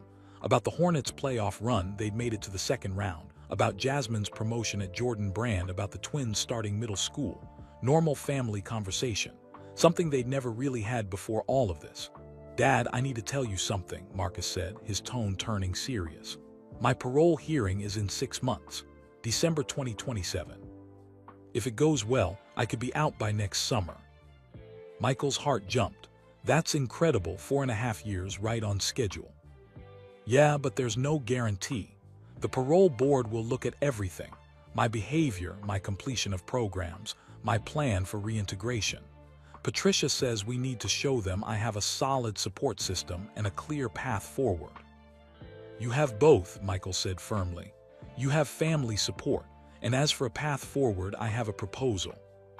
Marcus leaned forward. "What kind of proposal?" "The Jordan Family Foundation for Financial Literacy. Remember, we established it after your sentencing. It's been running for 2 years now, teaching high school students about money management, avoiding debt, understanding investments." "I remember. I see the annual reports you send."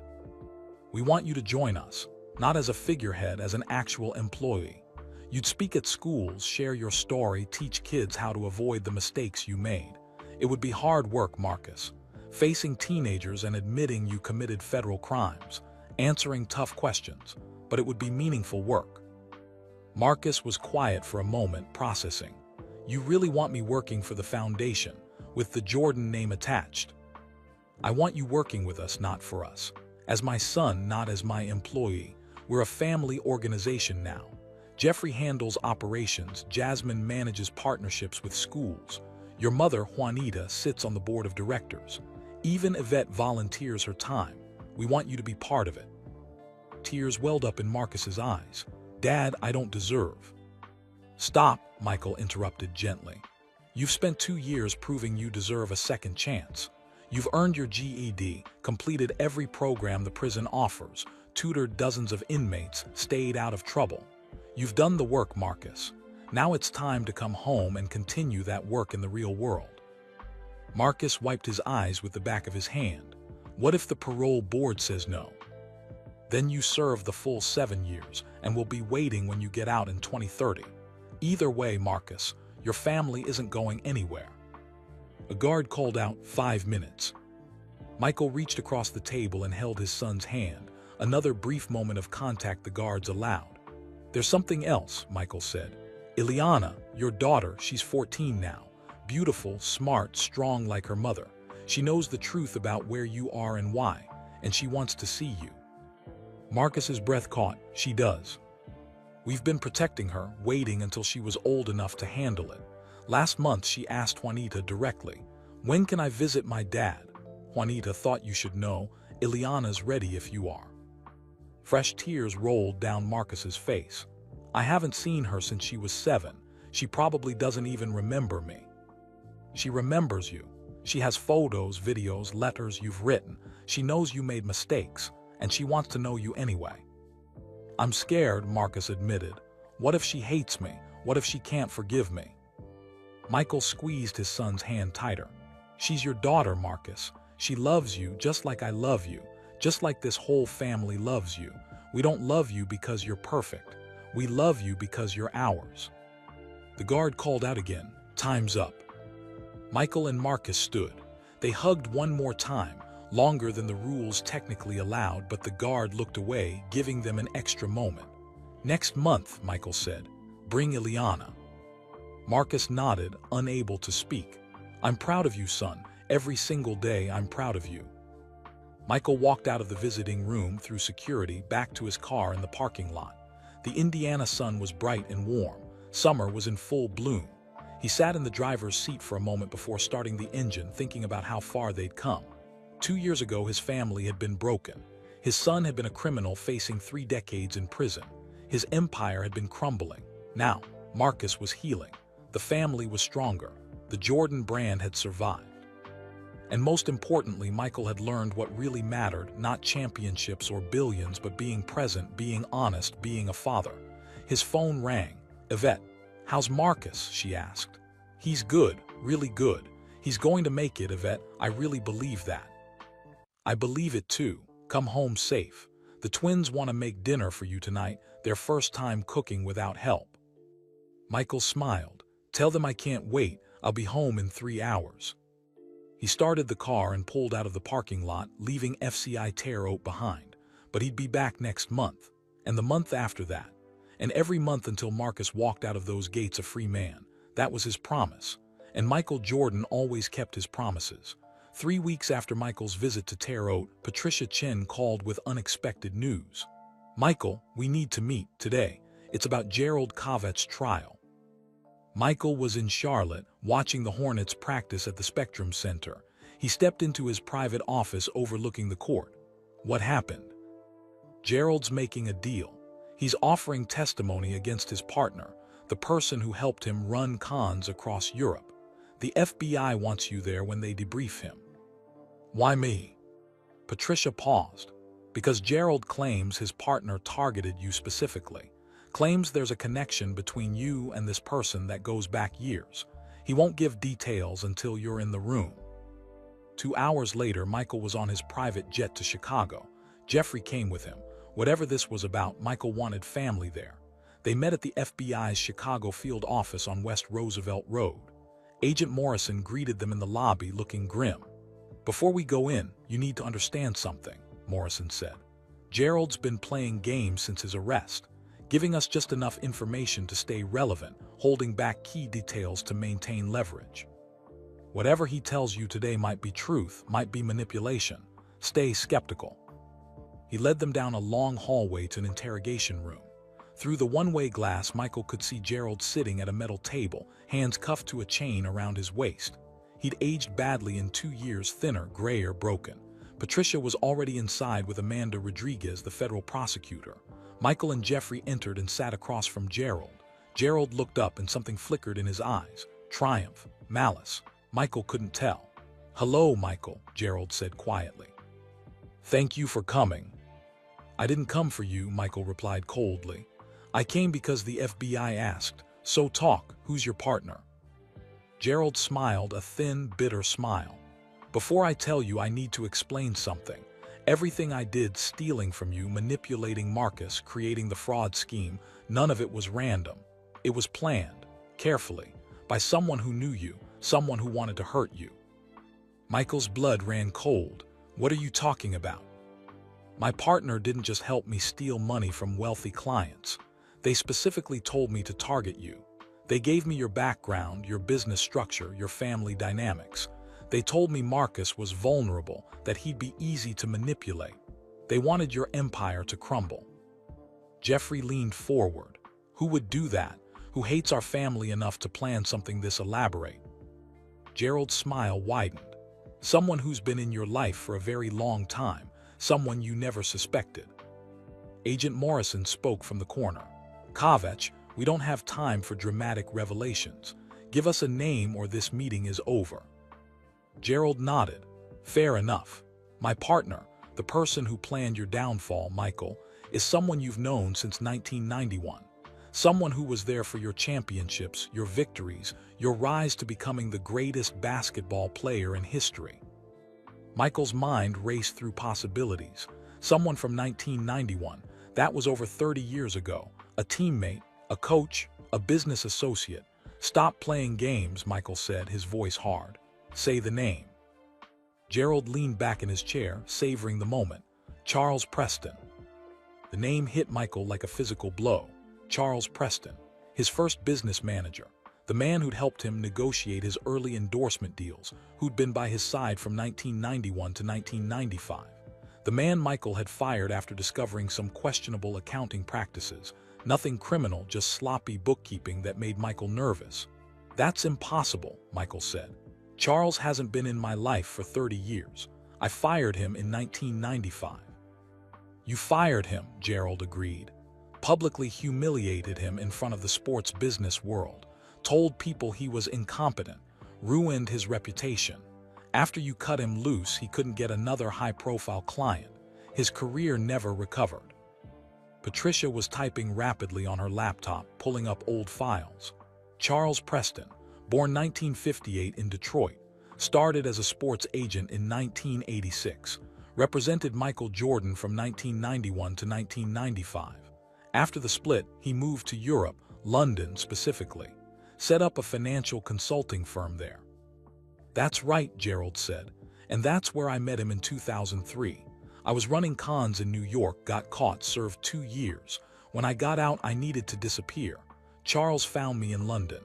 He had a proposal, help him take down the man who destroyed his career, Michael Jordan. Michael felt sick. So you're telling me this entire scheme, 18 years of planning, was about revenge? Not just revenge, money too. Charles and I made a fortune targeting wealthy clients, but you were always the main goal, the big prize. Charles wanted to see you lose everything, your money, your reputation, your family's respect. And he wanted you to know he was behind it. Where is Charles now? Morrison demanded. Gerald shrugged. I don't know. We communicated through encrypted channels, anonymous email accounts. I never met him in person after 2015. He could be anywhere, London, Dubai, the Cayman Islands. He has multiple identities just like I did. Rodriguez spoke for the first time. If you're lying to us, if this is another game, the deal is off and you serve your full sentence. 40 years, Gerald, you'll die in prison. I'm not lying, Gerald said earnestly. I have proof. Emails, bank records, even recordings of phone calls. Everything is stored in an encrypted cloud account. Give me immunity and I'll give you access to everything. You'll be able to track Charles, freeze his assets, bring him to justice. Morrison and Rodriguez exchanged glances. This was exactly what they needed, evidence against the mastermind behind a 20-year international fraud operation. But Michael wasn't thinking about justice right now. He was thinking about Charles Preston, a man he'd fired 30 years ago and barely thought about since. A man who'd spent 3 decades nursing a grudge, planning elaborate revenge. Why tell us now? Jeffrey asked. You've been in prison for 2 years. Why reveal Charles's identity today? Gerald's expression hardened. Because Charles betrayed me. When I got arrested, I expected him to help, to use his resources to get me a better lawyer, maybe even help me escape. Instead, he disappeared, cut off all contact, left me to rot. So this is revenge against your partner, Michael said. You're not doing this to help us. You're doing it to hurt him. Does it matter? Gerald shot back. Either way, you get what you want. Charles Preston goes to prison. Justice is served. Patricia closed her laptop. We need time to verify this information, to confirm Charles Preston exists and has the capability to orchestrate what you're claiming. He exists, Gerald said, and he's still out there, still targeting people, still stealing. If you don't stop him now, he'll find another Gerald Kovach. He'll destroy another family. Maybe not as famous as the Jordans, but he'll keep going. That's what he does. Morrison stood. This meeting is over. Mr. Jordan, we'll need you to provide any documentation you have from your time working with Charles Preston, contracts, emails, anything that might help us track him down. Michael nodded, still processing. You'll have everything by tomorrow. As they stood to leave, Gerald called out, Michael, wait. Michael turned back reluctantly. For what it's worth, Gerald said, Marcus is a good kid, better than I deserved. I'm sorry I used him. Tell him I'm sorry. Michael stared at Gerald for a long moment. You can tell him yourself when you testify at your sentencing. Face him like a man. He walked out without waiting for a response. Outside the FBI building, Jeffrey was furious. Charles Preston, I barely remember him. How could someone hold a grudge for 30 years? Some people never let go, Michael said quietly. Some people would rather spend their whole lives getting revenge than moving forward with their own lives. His phone buzzed. A text from Jasmine. Dad, I just heard from the foundation. 3 more schools want our financial literacy program. We're expanding to 12 states now. 6 months later, December 2027. Michael Jordan sat in another waiting room, but this time it wasn't a courthouse or a prison visiting area. It was the Indiana Parole Board office in Indianapolis, a sterile government building with fluorescent lights and uncomfortable chairs. Marcus's parole hearing was scheduled for 10:00 a.m. The entire family had come. Juanita sat beside Michael, her hand in his, a gesture of solidarity that transcended their divorce. Jeffrey and Jasmine flanked them on either side. Yvette had stayed home with the twins who had school exams, and beside Juanita sat Eliana, now 14 years old and striking. She had Marcus's eyes and her mother's strength. She'd visited her father twice in the past 6 months, awkward at first but growing closer each time. What if they say no? Eliana asked quietly, voicing the fear they all felt. Then we come back in 6 months and try again, Michael said. But I don't think they will. Your dad's done everything right. Patricia Chen emerged from a conference room down the hall. They're ready. Marcus is already inside. Family members can observe from the gallery, but you can't speak unless asked a direct question. They filed into a small room with theater-style seating overlooking the hearing chamber.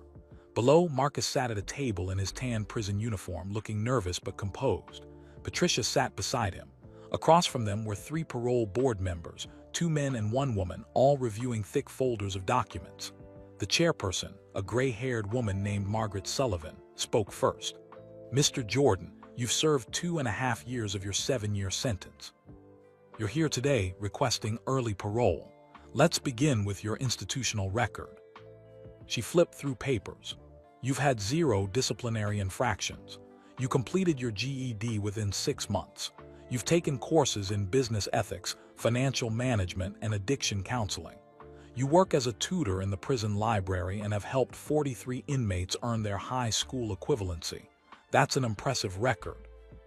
Thank you, ma'am, Marcus said. However, Sullivan continued, parole isn't just about good behavior in prison. It's about demonstrating you won't reoffend. So tell us, why should we believe you've changed? Marcus took a deep breath. Because I understand now what I didn't understand before. When I committed these crimes, I was trying to prove something, to my father, to the world, to myself. I wanted to be successful so badly that I convinced myself stealing was somehow justified. He paused, gathering his thoughts.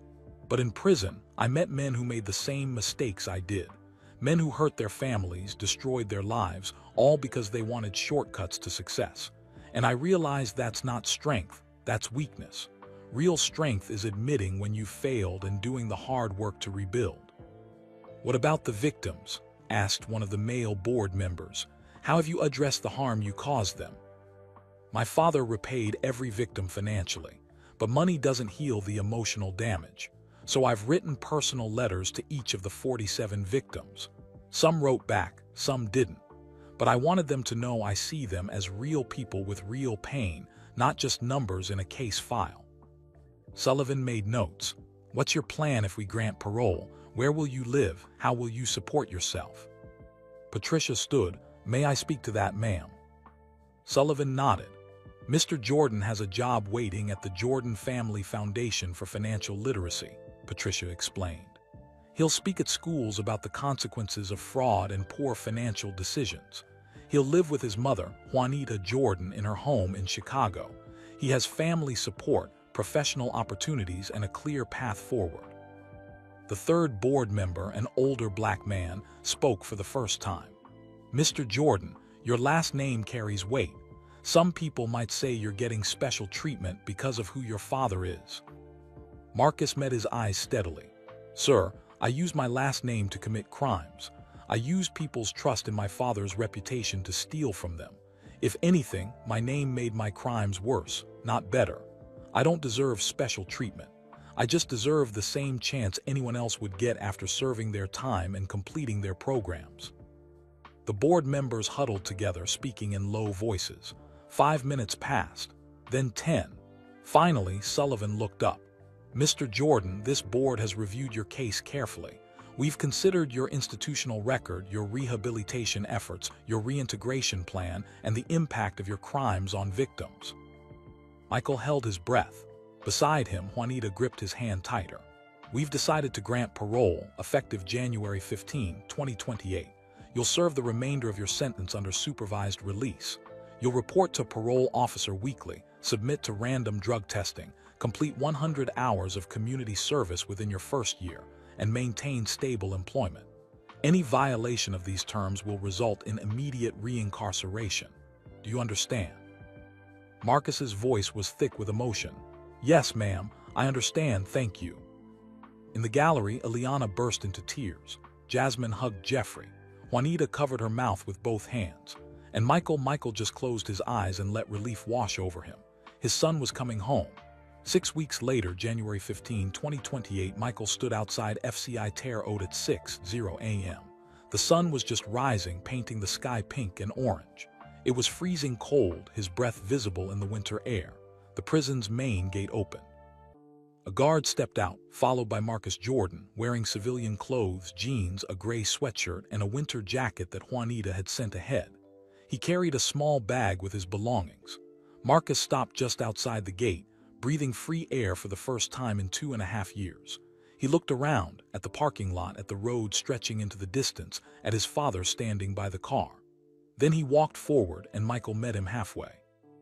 They embraced, no guards watching, no time limits, no plexiglass between them, just father and son together again. Welcome home, Michael said. It's good to be home, Marcus replied. The drive back to Chicago took 3 hours. They talked the whole way about the foundation's expansion to 15 states, about Eliana's upcoming freshman year of high school, about the Hornets' playoff chances, about Jeffrey's engagement to his longtime girlfriend. Normal conversation. Family conversation. As they crossed into Illinois, Marcus asked, Dad, what happened with Charles Preston? Did they ever find him? Last week, Michael said. Interpol tracked him to Singapore. He's fighting extradition, but the FBI is confident he'll be in U.S. custody within 6 months. Gerald's testimony was enough to freeze his assets worldwide. Good, Marcus said quietly. He destroyed a lot of lives. They pulled up to Juanita's house in Chicago at 10:00 a.m. The driveway was packed with cars. Through the front window, Michael could see people moving around inside. What's this? Marcus asked. Your family wanted to welcome you home, Michael said simply. They walked to the front door and Marcus hesitated, his hand on the knob. You okay? Michael asked. Just nervous. What if they all hate me? What if? The door flew open. Eliana stood there, smiling, tears already streaming down her face. Dad, she said, and threw her arms around him. Behind her, the house was full. Juanita, Jeffrey, Jasmine, Yvette, the twins, Scottie Pippen, Ahmed Rashid, cousins and aunts and uncles, all there for Marcus. We don't hate you, Jeffrey said from the hallway.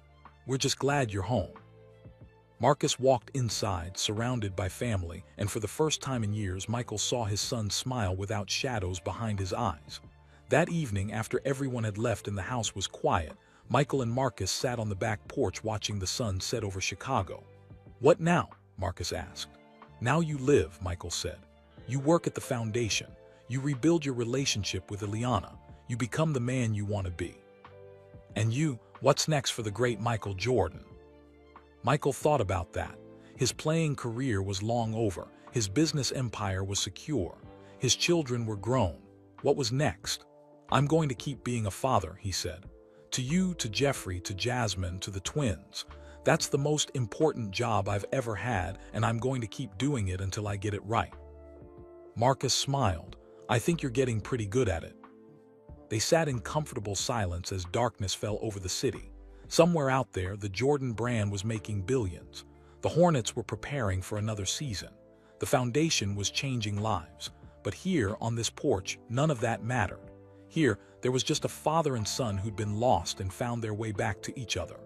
Michael Jordan had won 6 championships, earned billions, become a global icon. But this, his son coming home, his family together, his legacy measured not in rings but in relationships, this was his greatest victory.